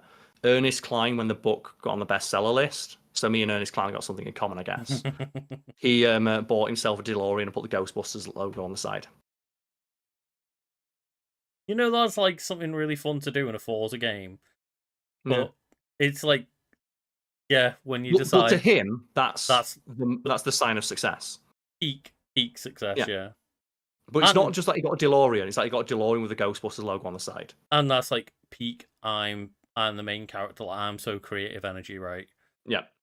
And it mentions here, so he spends his time reading the creator of the original Oasis, James Halliday's journal, Anorak's Almanac, researching details of 1980s pop culture, because the key plot point is that the guy died and says, I will leave my entire fortune and the future of the Oasis to anyone who can decipher my Easter eggs. And it turns out that nobody had thought of just like playing the game. Like I said, the ending bit is whoever's the best at remembering Monty Python. Mm-hmm. That's literally the final challenge of just, are you a fucking loser who memorized all of Monty Python? And like the ending should be, I think the ending is that Wade realizes that he doesn't want to log on to the Oasis anymore, and now he's a trillionaire. Wow. And it's like, you should have realized that halfway through the movie, or halfway through the book, when you thought, man, I'm wasting my fucking life. So he realizes that the first key is located on Ludus, the same virtual world as his own online high school, in a recreation of Dungeons & Dragons module, the Tomb of Horrors. In the tomb, Parzival defeats the AI Asarak at the video game Joust. And that's the thing, everything gets mashed in. It's not just Dungeons & Dragons, it's a Dungeons & Dragons monster, the Lich King, who's playing Joust. And that is like, as we mentioned, it's like the smashing action figures together, and isn't that cool? And it's like, yeah, it's fun.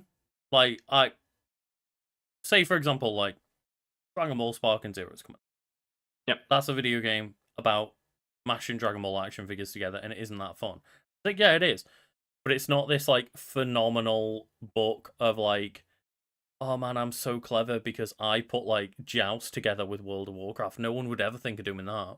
Yeah, and there's the thing as well that it's never anything more than it's Joust. Mm-hmm. It's never anything more than I got a DeLorean with a Ghostbusters symbol on it. It's that. It's like Joey, like it's the guy who watches Lord of the Rings goes, Viggo Mortensen broke his toe. So, cool, do you want to talk about Viggo Mortensen's commitment to the acting role? No, that's the only thing I know. Yep. Okay, so you don't want to talk about them? Well, no. But I wanted you to know that I knew that. Okay. And okay, Ernest. I think a good comparison of the right and wrong way to do this kind of movie is Wreck-It Ralph.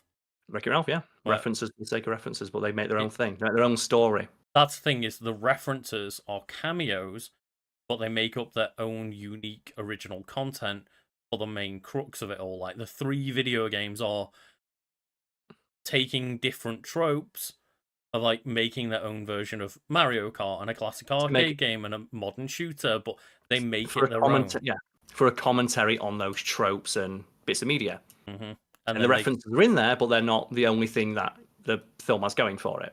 No, like there is like Bowser in there, but Bowser's in there for a joke scene rather than the entire crux being like, do you remember that Bowser exists?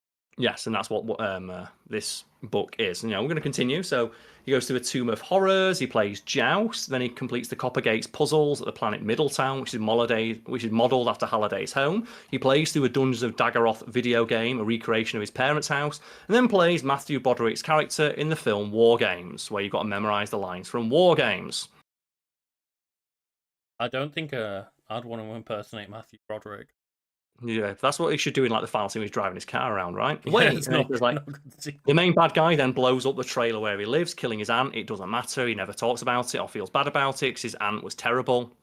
So he has like, again, the trope of being like, the orphan. Then his parental figure dies, but his parental figure dies, which lets him because he wasn't in the trailer at the time of the explosion. He escapes to Columbus, Ohio, where he assumes a pseudonym and lives in an anonymous apartment designed for hardcore users of the Oasis.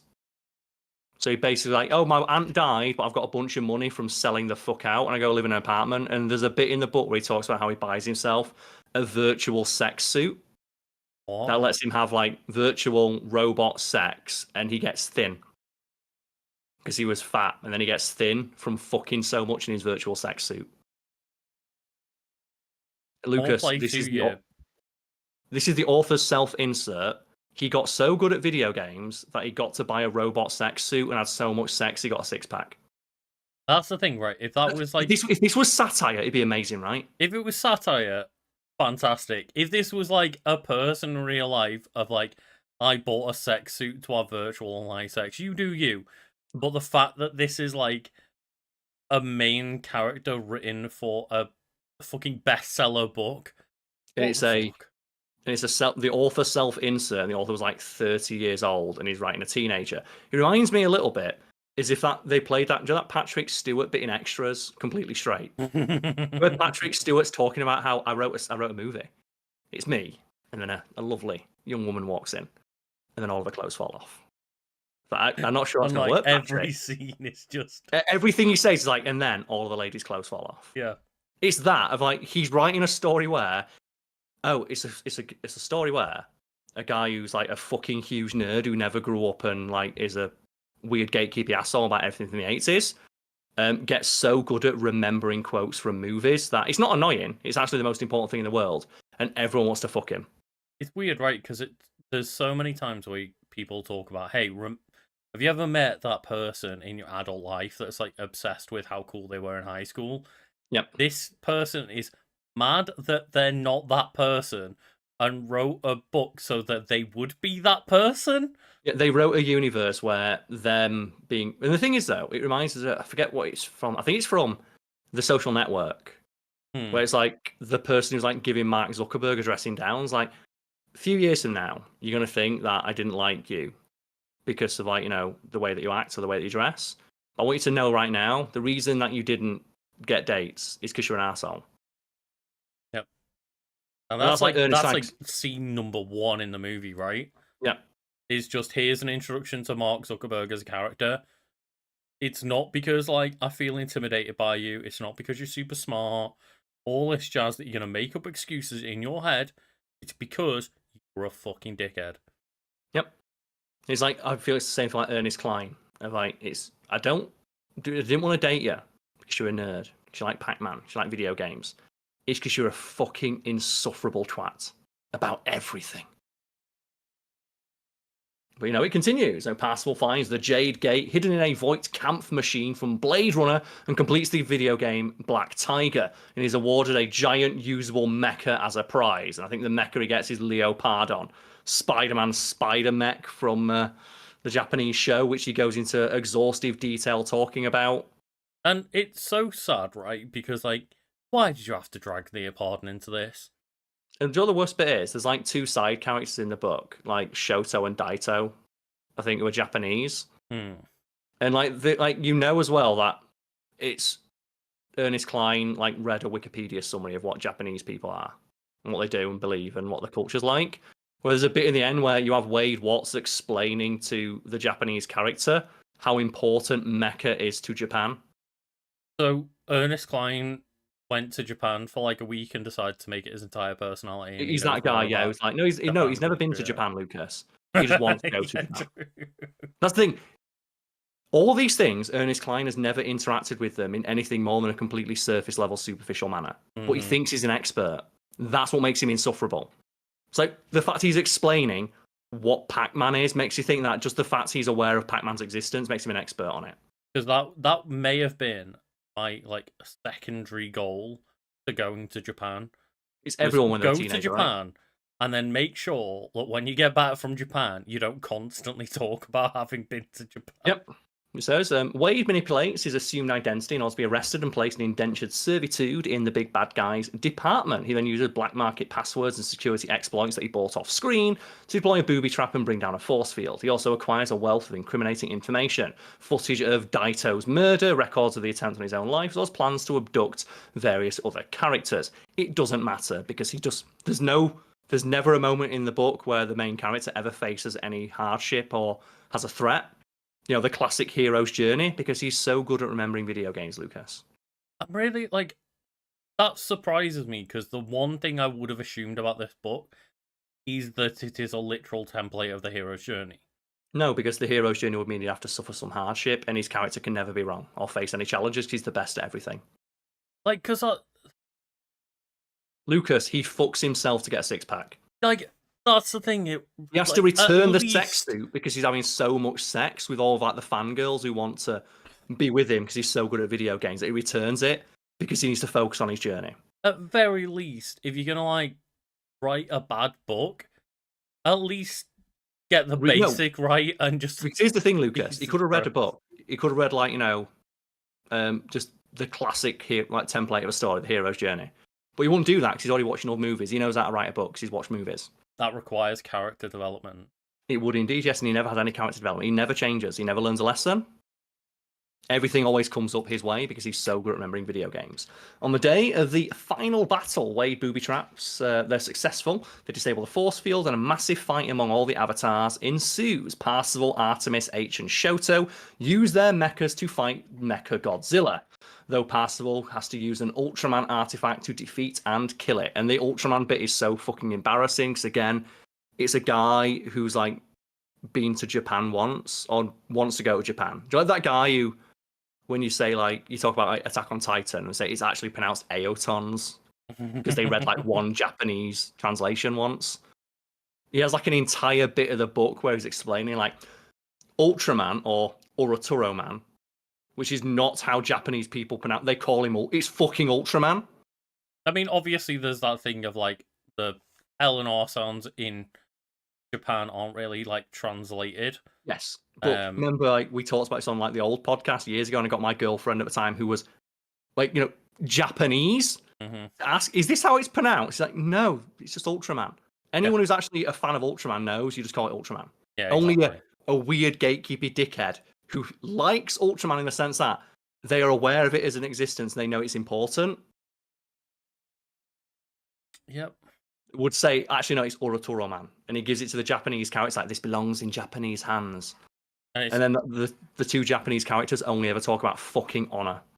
It's really funny because, like, when I, was just before I was going to Japan, I was looking up a lot of, like, recommendations and videos of, like, what to do in Japan and stuff. And that's led, like, my, like, YouTube and TikTok algorithm to every now and then, like, throw up videos about Japan, even though I've tried to get away from it. But, like, the amount of people that are just like, hey, I'm, like, an American or English person, and this is, like, what Japan's all about, and it's just Japanese people reacting like, no, it's fucking not. Yep. What are you talking about? I'll never forget when someone described, like, I forget who it was now, but it put me on my fucking ass. So it's like, Japan is just Wakanda for racist white people. Like, they're just obsessed with the idea of, like, the idea of Japan, not what Japan is actually like. And yeah, that's Ernest Cline. So, they go into the final battle with their mechas and avatars, and they the bad guys detonate a doomsday device. But it turns out that because the main character was so good at Pac-Man, he beat Pac-Man in one go, he gets an extra life. So he gets an extra life, and he goes all the way to the final bit when he has to play Tempest. And then he roleplays King Arthur and other characters in Monty Python and the Holy Grail and retrieves the Easter egg, and victory grants him control of the Oasis, making him a multi-billionaire. All the bad guys are arrested, and he shares the money with all of his friends. Of course, and, like, do you know what other movie relies on, like, someone being really good at Pac-Man? Fucking Pixel. Yep. It's also, as well, Deus Ex Machina is widely considered to be the single most, like, bullshit cop-out ending you can have in a piece of media. Oh, yeah. The ending of his book is, I had an extra life and no one knew. And the one time I defend it is Scott Pilgrim. Because he earns it. He literally, like, makes the joke, time to get a life, and you see him grab the extra life, Yep. and it's like the Chekhov's gun thing of like, Yep. fuck, he died. And then it's like, oh, do you remember half an hour ago when they made a joke about him getting a life? No, but Lucas, he played Pac-Man. And it's like, no, yeah, he just played Pac-Man well. Yeah. And it's like, instead of, again, like, you can use all these weird, like, nods and cameos and tropes and stuff well, but it sounds like they just don't in any fucking sense in this Ready Player One, like, either book or film. We have here just the characters. Wade Watts, aka Parsival, the viewpoint character, an orphan living with his aunt, and like Klein's author self-insert. James Donovan, aka Anorak the All-Knowing, the creator of the Oasis. His avatar's name is based on British slang for an obsessive geek. The character was initially inspired by Willy Wonka, who Klein described as a rich eccentric holding a fantastic contest, which is not Willy Wonka. I mean, that's the most again the most like, literal, the most literal surface level reading of Willy Wonka. It is Willy Wonka, but it isn't. Yeah. He's an eccentric character holding a contest. That's not the point. It's in the book. It's more because the book's more for kids, but the film, which is presumably because I'm guessing Ernest Cline's not read the book because you know how to write them. He's watched the film. So I know in the books Willy Wonka's a simpler character, but in the film, which is presumably what he's referencing, that's not Willy Wonka. The whole point is that he's not eccentric. He's a very sad character. It's all an act, which he seemingly doesn't know. Which is more the Gene Wilder version, which presumably would be the case that it's built upon. Because he's referencing a piece of well-known media, which means that he watched it once as a kid and just remembers it. And it's like, well, Willy Wonka is the eccentric, right? It's like, no. The point of his character is that he's putting all of that on. Yeah. But do you remember that bit where, like, he was tortured by his dad and not allowed to eat sweets? That was the whole thing, right? That bit sucks, right? Oh, God. We have H, pronounced the letter H. Wade's best friend, a fellow gunter and rival in the quest to find the egg. Although H's avatar is an athletic white heterosexual male, H is played by an African-American lesbian named Helen Harris, which is like literally the meme, right? And here's the thing. I'm not sure what you're referring to there. Well, the meme is always like the white guy, replace the white guy with like the black lesbian. Oh, for like diversity's sake or whatever, yeah. Yeah, but here's the thing. Like, in Ernest Cline's book, it's played completely straight. And it's actually, again, this is why if it was a satire, or it was written by someone who's not an idiot, it would be a fantastic moment of introspection. This is why I thought the character would have an epiphany. Because Wade Watts goes through the entire game, and he's like, I'm the best. Everything, I'm so good at remembering video games.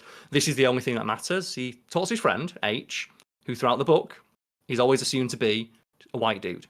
Finds out that when he meets H, it's a black woman. And he's confused. He's like, that's not what you look like. And she even says to him, like, well, you don't like your avatar. And they don't outright say it, because obviously Ernest Cline was like, he at least had enough self-awareness to not just say, but you're black. But obviously, this is the conversation you want to have. His self-insert gets mad that his friend lied to him about being black. Because H says something along the lines of, yeah, when I first made an avatar in the Oasis, my mum told me, don't make an avatar that looks like you. Which means that Ernest Cline created a universe where remembering video games is the most important thing in the world, but he still made sure to put a little tidbit in saying that it's still racist. And then his character does not acknowledge that racism still exists in the universe and that his best friend could not be their true selves with him because she was so scared. Because people are so racist and sexist in that universe. I mean, that's the thing, right? Is like, if it was a commentary on, well, I get treated so poorly, like, being the person that I am, that I decided to pretend to be somebody else so that I could, like, not get harassed online and make an actual statement about it. And keep in mind, he created this universe, and he specifically created the universe and says that it's still racist and sexist. Yeah. And and this is where the main character should have realised, I'm an arsehole. I didn't even. I was so obsessed with my own problems and playing video games. I didn't even realize my closest friend in the world. I don't know them, and they couldn't be their true selves. No, his main character gets mad that they lied, and then very magnanimously forgives them for lying to him. Even though that should be a moment of like introspection. Yeah. It's like, no, fuck you, you lied to me, but I'll forgive you. I'll be the better person. It's like, no, this person was essentially trying to hide their image because of prejudice. Yep. Like he invented a universe where like he's the most important person in it, but made sure to include a tidbit where it's still racist. And then didn't even make his self-insert not racist. Yeah. Do you think that'd be the point? Like, if you're gonna make it your self-insert, at least like have your character give like the big speech about how that's not right. And when I recreate or when I take control of the Oasis, people won't have to hide who they are. Exactly. No, like, he just that could be a really good moment of empowerment. Like, yeah, talking about the fact that this is not okay, that you feel like you have to hide who you really are. No, but he gets mad and then forgives them for lying to him. Oh yeah, someone mentioned in chat as well, Guillermo Pena. In the sequel, Wade makes a charity to help Africa. It's not Wade, it's H, and they call it the Wakanda Outreach Center. Right. And like they airdrop help on Africa, which means as well, he created a universe where The white there was like savior. this world. Yeah. Like, great. Next character, Samantha Evelyn Cook, aka Artemis, and Artemis has a 3 in it. But you read that 3 as an E, Lucas. Did you know that? Oh no! What's this about using like numbers as letters? Yeah. A famous female gunter and blogger. She chooses her avatar's name from the Greek goddess of the hunt.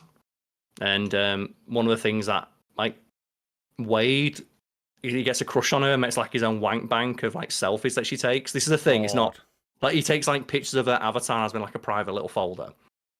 And he says the reason he's attracted to her avatar is because her avatar, unlike every other woman in the game, has a Rubenesque appearance. Like they have a realistic body type. You know that arsehole thing guys say of like, oh, I hate when women. It says like she has like a scar on her. I think it's in the film it's a scar, but in this it's like a more Rubenesque. And like her face has, I forget which flaw it is, but she has like the classic young adult novel single flaw on her face. The beauty mark, the blemish. Yeah, and she has that represented on her avatar, and he's attracted to that because, and this is again when I thought it was a beautiful bit of satire. She's the only person besides myself in the Oasis who represents themselves as they truly are. It's like, you don't do that! Yeah. But he thinks that he does. He's that guy on Tinder, Lucas, who like, well, I'm myself, I've got to be 6 foot tall because women won't date me otherwise. He says she's the only person who doesn't make herself, like, look like a fucking porn star in the video game. Like, it gives off that vibes of like the guys that say that they want a woman to like look natural and without makeup, but don't realize what that actually looks like. Or where they complain about the way women dress, not realizing they're not doing it for you. But his character's like, oh yeah. I think like when he first encounters her, he describes her look, and it's this. I think when we mentioned it on the podcast a few years ago, I go through like the description of her, and it's like every fucking buzzword from a TV show and movie ever. And at the end of it, it's like this cool outfit she put together, and Way's like, it was working for me in a big way. Because obviously, the female character only exists for his own, titillation, Lucas. Of course, yeah.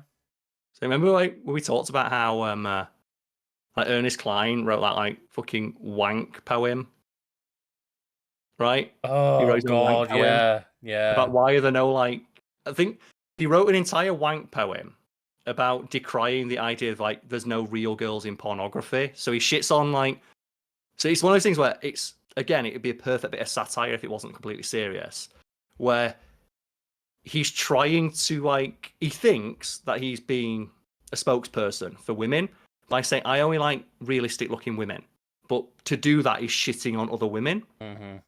And like the whole crux of his poem is, yeah, why are there no like porno movies with like chubby girls with glasses on? And it's like that's 90% of Pornhub, mate. those women exist and they make adult entertainment. The other women of the body types that you don't find attractive. That's the thing. You could just say you don't find those body types attractive, but I think in the poem he described it as like mutilated. Like he describes women getting like surgery for like self-improvement or just for the confidence as mutilating their bodies, but it's written he thinks he's being like feminist when he does it. Mm-hmm. He's like, no, you're just being an arsehole. You're just doing misogyny, but in a roundabout way. He's so bad. It is awful. We've got more characters though. Daita, one of the 2 Japanese gunters who rises to the top of the scoreboards, working with his brother Shoto. He took his avatar's name from the name of the longsword in a Daisho set, which is a katana on its own. Lucas, Japanese sword names. Mm-hmm. Doesn't this sound? This is like a white guy in it, like who's in the comment section of like a guy swinging around a fucking broadsword like a katana could beat that because a katana is folded over 1,000 times. And then we have Shoto, the second and younger of the two Japanese gunters, working as a team in their quest for the egg. He took his name from the shorter sword of a Daisho set. He says his real name. And here's the thing as well, all they do is talk about honor. Of course. Because they're Japanese, and Japanese people love honor, right? All they do is they talk about honor all the fucking time. So, And they speak in racist, broken English. Oh man, did you see recently the person that was like revealed to not be a Japanese woman? That was a leaker. He was cosplaying as like a No, is this the guy who's cosplaying as a Japanese professor to bitch about there being a black guy in that Assassin's Creed game, or is this another one? Oh no, this is a different person. This is a leaker that was previously defouled for whatever reasons, I'm not sure. Mm-hmm. They like hid their own accounts offline. But then they came back as pretending to be like a Japanese woman and kept putting out leaks for video games in like broken English, and turned out to like be some like white American guy or something. Yeah, that's what Ernest Cline does. Like I said, he's all the Japanese character. It's like if you just Googled, if it's putting stuff into like Google Translate, like they all speak in broken English, they're all obsessed with fucking honor. Their names don't make sense. They're not congruent with the Japanese language. Like he gives the whole white savior speech to one of the Japanese guys of like, this is very important to your culture. I magnanimously give you access to Leopardon because it belongs in Japanese hands. It's like, fuck off. Fuck off. Like, yeah, again, great satire of the like white savior trope without realizing it's actually, being satire. Like, it would be fantastic if he was self-aware. But that's what makes it fascinating to read. And finally, we just have here the reception. So the contemporary reception it got a lot of good reviews because it's just wanking off anyone who's at home of like, I love video games. We are the most special person in the world for remembering video games. Well done, you. Then retrospective. So after the film was released, a bunch of people went back and read it and like, man, this shit sucks. So it means this shortly after the book was published and the film was in development, Gamergate became a focal point in the culture wars during the 2010s. This led some critics to re-examine Ready Player One and accuse it as pandering towards the more toxic elements of online gamer culture. Constance Grady of Vox wrote, and I quote, "For readers in Cline's target demographic in 2011, the book felt empowering. For readers who weren't, it felt like a harmless piece of affirmation meant for somebody else. Everybody deserves a silly escapist fantasy, right? But in this world, only things that affect straight white dudes really matter." That's like the whole speech he gives to H of like, well, I know you've just told me you've opened your heart to me and explained how racism and sexism still exists in this world, but what you should really concerned is, you lied to me. The protagonist of reality, literally in the case of the book.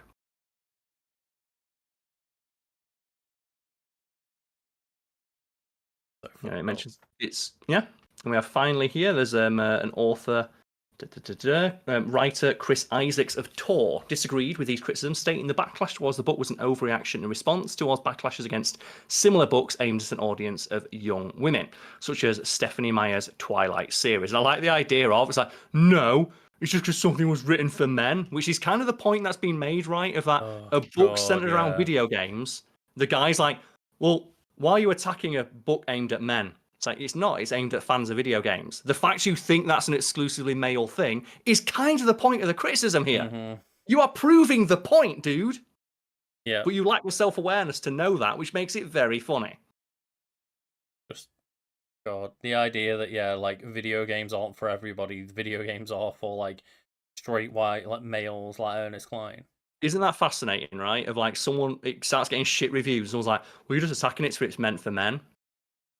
It's like, it's not. And the fact you think it is kind of the point we're making here. Or, I mean, the book is meant for men, right? But the video games that they are equating it to the audience isn't just men. No, but that's the thing. He assumes that a book talking about these subjects is for men. It's like, that's kind of the point we're making it. It's like weird gatekeeping nonsense. And it's also worth pointing out as well, one of the characters is partly based on a known sexual predator who's Ernest Cline's friend. Oh God, no. I'm assuming that bit's not been updated.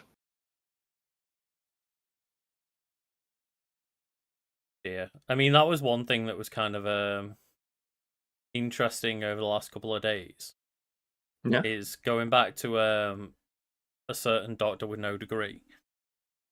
Is one of the people that came out in like massive defense was the Quartering.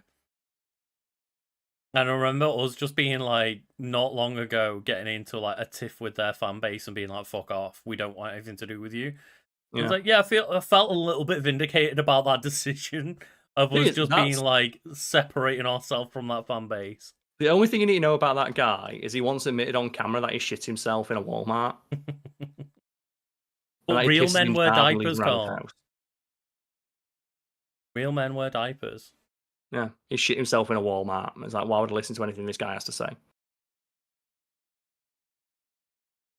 And it just reminded me for some reason of like, yeah, the fact that that person came out in defense, and I was just like, I'm really glad we decided to tell his fans to piss off.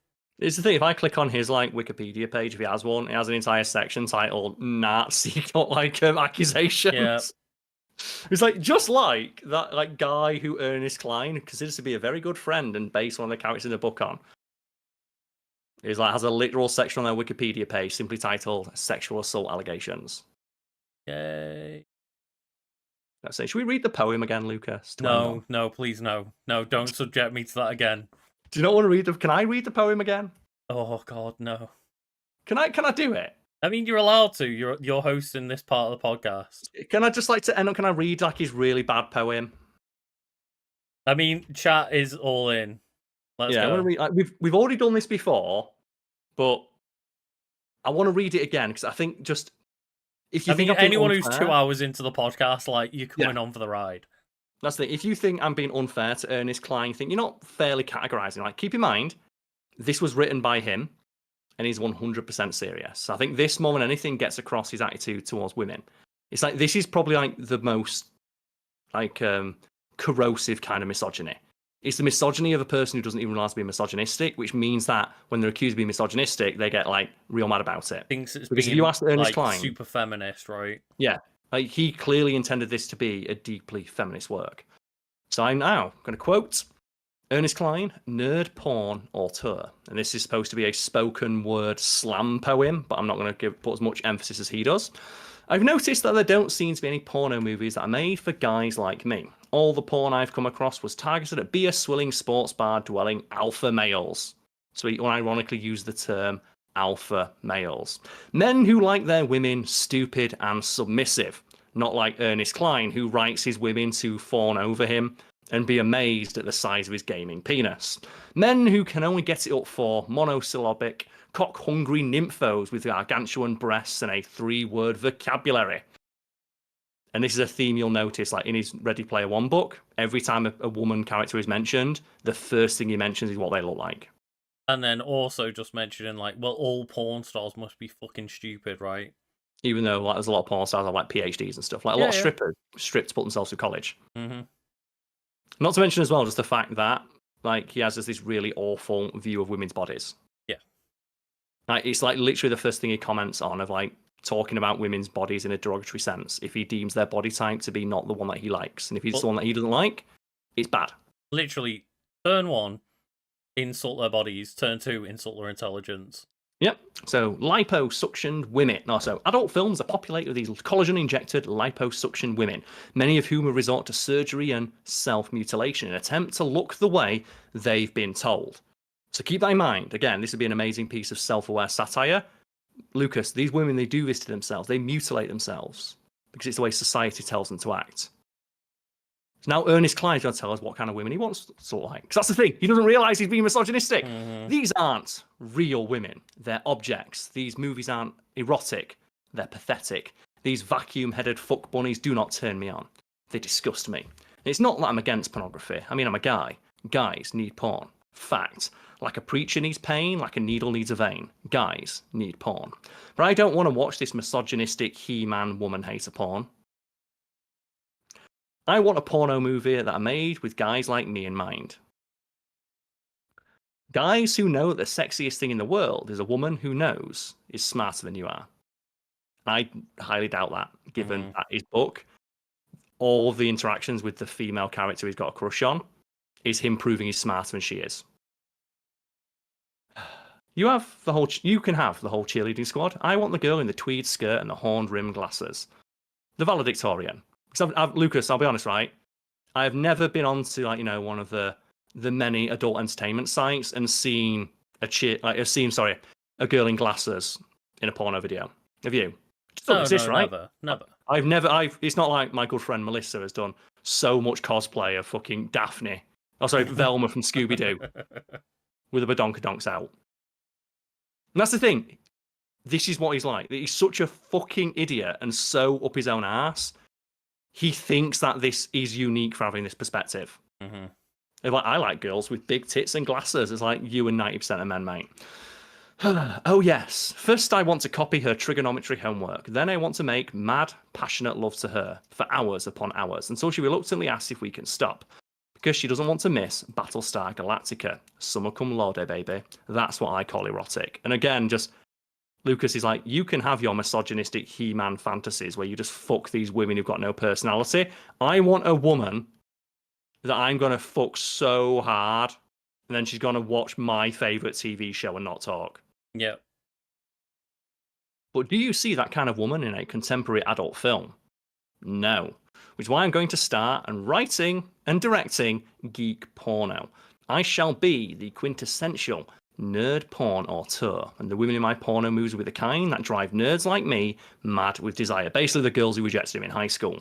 I'm talking about the girls that fuck up the grading curve, the girls in Latin Club and the National Honor Society, chicks with weird clothes, braces, 4 eyes, and 4.0 GPAs. Again, they're all fucking categories on every porno site in existence.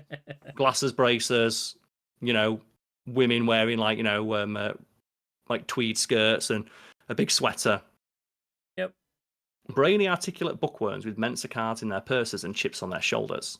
So basically, daddy issues. So he still wants women who are broken in some way that he can manipulate. He just wants them to look differently to the women he doesn't like. My porn starlets will come in all shapes and sizes. There it is, Lucas. No, they won't, because he just said, how did this slam poem open? God. They'll come in all shapes and sizes, except for the shape that I don't like, he says. Mm-hmm. My porn stars will be too busy working on their PhDs to go to the gym, so just shit on people who want to improve themselves physically. In my kind of porno, the girls wouldn't even have to get naked. They just take the guys down to the rec room and beat them repeatedly at chess, and then talk to them for hours and hours about Heisenberg's uncertainty principle or the underlying social metaphors in the Alien movies. I would bet my left nut if I asked, because that's the thing, I'm a huge fan of the Alien movies and the social metaphors within it. I've studied that shit. I bet my left nut if I asked Ernest Cline to talk about it, he'd be like, the Alien movies are pretty good, right? He would not be able to talk about that at length because he lacks the critical knowledge to do so. He's heard that that's a thing, right? He's heard that that's a thing. Mm-hmm. So buy stock in some hand cream companies because there's about to be a major shortage. And I'm not just talking about straight porn. Oh no. There should be fuck films for all of my nerd brethren of all sexual orientations. Gay nerd porn flicks with titles like Dungeons and Drag Queens. This idea is a fucking goldmine. I am going to make millions because this country is full of database programmers and electric engineers. And they aren't getting the loving they so desperately need. And you can help. And here's the thing as well. I like the idea. Again, he doesn't realize being misogynistic. The country is full of these weird nerdy men. They're not getting the loving they need. Mm. That's a very specific and pointed phrasing there. Need. Men aren't entitled to sex. You're not entitled to a woman's time. In fact, you're not even entitled to comment on a woman's appearance. But he thinks that he is. And that's he considers himself to be part of this demographic that is not being catered to. And he should be catered to, Lucas, because he needs it. Well, he's also, he's fighting for women's rights, Karl. He's fighting for women's rights. If you're an intelligent woman who's interested in breaking into the adult film industry, and you can tell me the name of Luke Skywalker's home planet, then you are hired. And that's the thing. Luke Skywalker wasn't born on a planet. He was born on a space station. He doesn't even know. That's the thing. He's such a fake fan. I mean, I don't know. how it actually goes down in episode 3. Is she still on Mustafar while she still gives birth? I don't know. She gives birth in a space station. It's on a spaceship. He doesn't have a home planet. Yeah. Because Ernest Cline doesn't watch these movies. I just think it's very funny as well that he immediately goes to like being a gatekeepy asshole. Immediately, yeah. But also as well, he's wrong about the thing he's gatekeeping about. And if it doesn't matter if you're overweight or unattractive, and unattractive again, very pointed, he literally opens this up by describing women that a lot of guys out there, a lot of gals out there would describe as being attractive. Because he describes basically conventionally attractive women. Mm-hmm. And then I'm not saying that's the only thing you can find the attractive, but audacity to conventionally say, like, attractive. oh, don't worry, unattractive women, I'll pay attention to you. It's that thing that guys do, isn't it? Like they go hit on the wallflower. Like negging. Negging, yeah. It doesn't matter if you don't think you're beautiful. You are beautiful, and I will make you a star. Again, putting all like power in his hands. Yeah. And just it's so horrific. But he thinks that he's making a point there. And he thinks he's being like so empowering towards the other women. It's the kind of thing that a guy would write thinking that the hot, nerdy girl that he is attracted to will be attracted to him tearing down other women. Oh my god, it's like so incredible to see a guy acknowledge that like other women exist and are beautiful. No, the thing of him tearing down the other women. That's what he wants. Like he thinks if he sits there and like tears down other women, that'll like again. He said negging as well. Of like if you don't think you're beautiful, it's like, well, I think I'm attractive. Like here's a pro tip: all women are beautiful. Every single fucking one. Every guy out there dating a girl is fucking swinging. Every single one. The idea that he's like not even just saying like ones that are low in self-confidence or anything. He literally says like unattractive women come to me. Like geeky unattractive women, I'm your man. Yeah. Women with low self-esteem. But he's not even saying low self-esteem. He's saying that he thinks they're unattractive as well. Yeah, like, which would give them low self-esteem. Mm-hmm. It's like women that are considered by the world as unattractive come to me. Like those women don't exist because, yeah, everyone has their preferences, but and all preferences are valid. Yeah, they are totally. But like, the world considers all women as hot in some degree or another. Like there are always people that will find women attractive no matter what they look like. And as I said, there's guys out there like her in like the balls, steps on with high heels. Yep. Takes all sorts. But the fact as well, he's like, when he describes like the women in these porno movies as like monosyllabic, like just nymphos, it's like they're acting. Mm-hmm. That's not all they. But that's the thing. He's very literal reading of something. Like he watches it and goes, "Well, that's the women, right?" No, they've mutilated themselves to fit these desires of the mainstream, and they don't know more than 3 words. They can't think for themselves.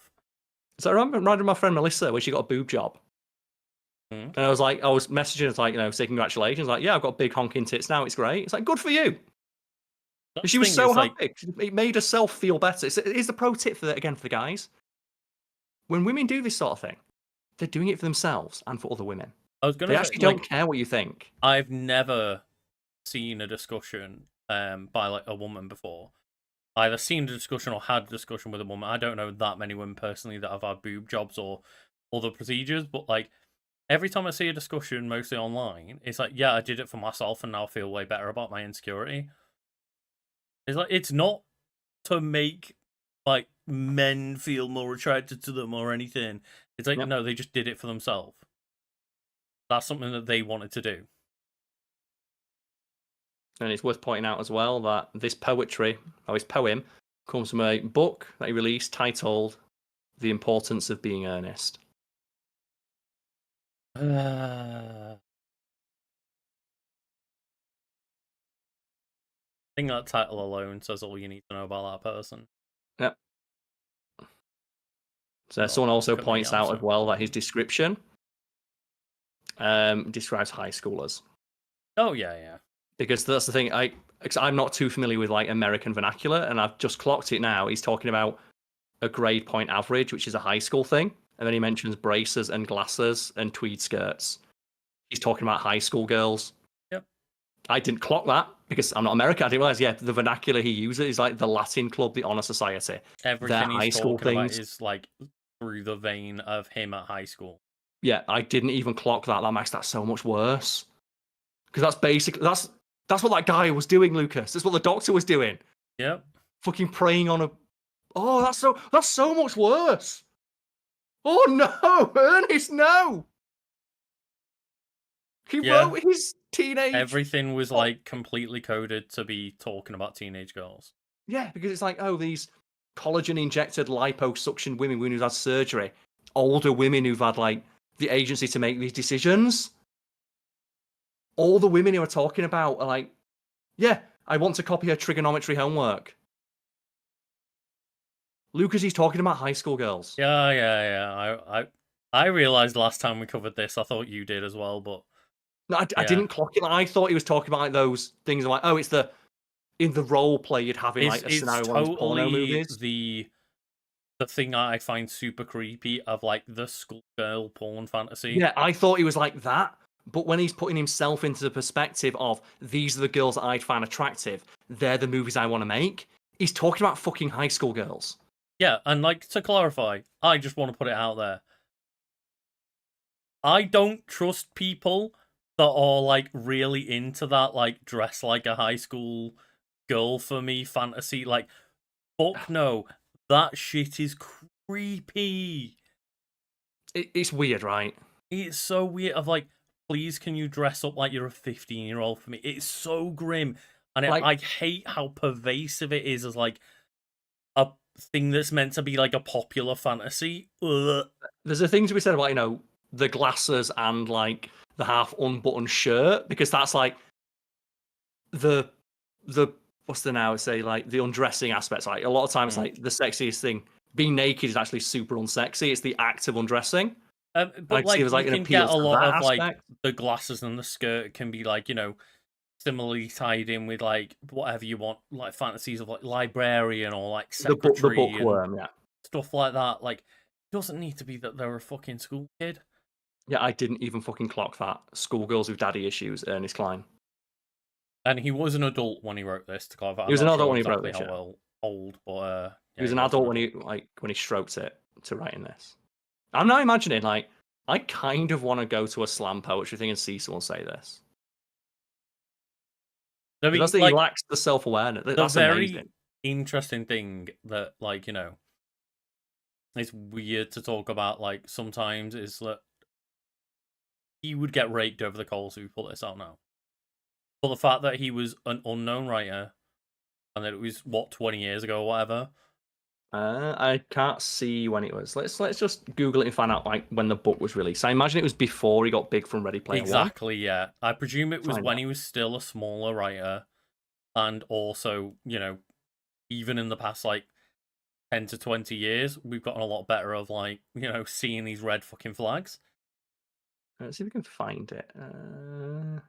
But yeah, it's like okay. This is the kind of shit. Written in the late 90s. The late 90s, yeah.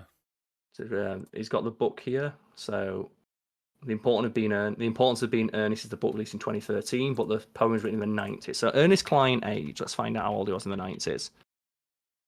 So Ernest Cline age is 52.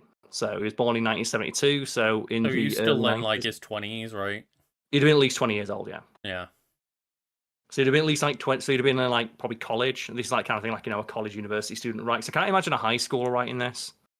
Especially in the 90s when access to porn wasn't as ubiquitous as it was. Yeah.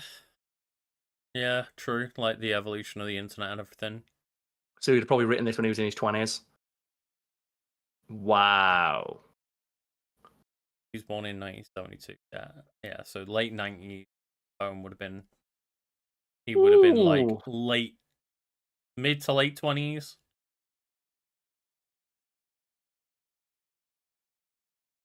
Yeah. Not just a bad writer, Karl. Not just a bad writer. Basically, if you asked him about that, like, 'cause that's the thing as well. He wrote that in the 90s and then republished it in 2013, which means that he presumably read it and thought it was still good. Yeah. Stands by that poem. I don't know what else to say. Yeah, I think that's a good place to just get the fuck out. I And if you like this podcast, yeah. please, remember to like and subscribe and follow and all that jazz. And if you want to vote on what our Which wiki won this week? which wiki won this week, then you can go to our community Discord, which is in the link below. And obviously, you can also now vote us on Patreon if you want to say of like a vote for a monthly video that each of us do. I'll tell you what as well. Like, if we get enough, I'll do like because I know I uploaded the edit of me and you doing the but I'll do a full read through of it properly without any of the like the silly little comments. The commentary, yeah. Yeah. If people want that. Yes. That's rough, right? Because that's mean this podcast has gone long enough now for Ernest Klein to want to fuck it, so we should hurry up. I mean, it's going to be an interesting vote this week. It It went some not great places today. Here's the thing: you're not voting for the topic you like the most. You're voting for the topic that inspired the best discussion. You are indeed, Keep that in mind, and I folks. think that means don't vote for either of them because it just both of them ended in the world is fucked up as shit. Next week we just go like no wiki won last week. No one won this week. I do not want to say Ready Player One won anything. Oh dear fucking god! Like, yeah, don't play Habbo Hotel. You'll get assaulted. Don't watch Ready Player One. You'll be assaulted in a different way mentally. Your senses will be assaulted. Yeah. Your sense of morality and decency will be. Oh, yeah, which one won? It's like both America and the UK trying to go through like elections right now, isn't it? Like, yeah. Which one lost the least? Yeah. Well, cheers for listening, everybody. Very much appreciated. Oh, thank you, everyone. This, just let's label this one just like Luke's and Karl's Wild Ride. Well, that's a good title. Dear fucking god! Thank you all for watching and keeping with us, and apologise for turning into a sausage dog for 2.5 hours today. Never apologise for being a sausage. Everyone has a nice day.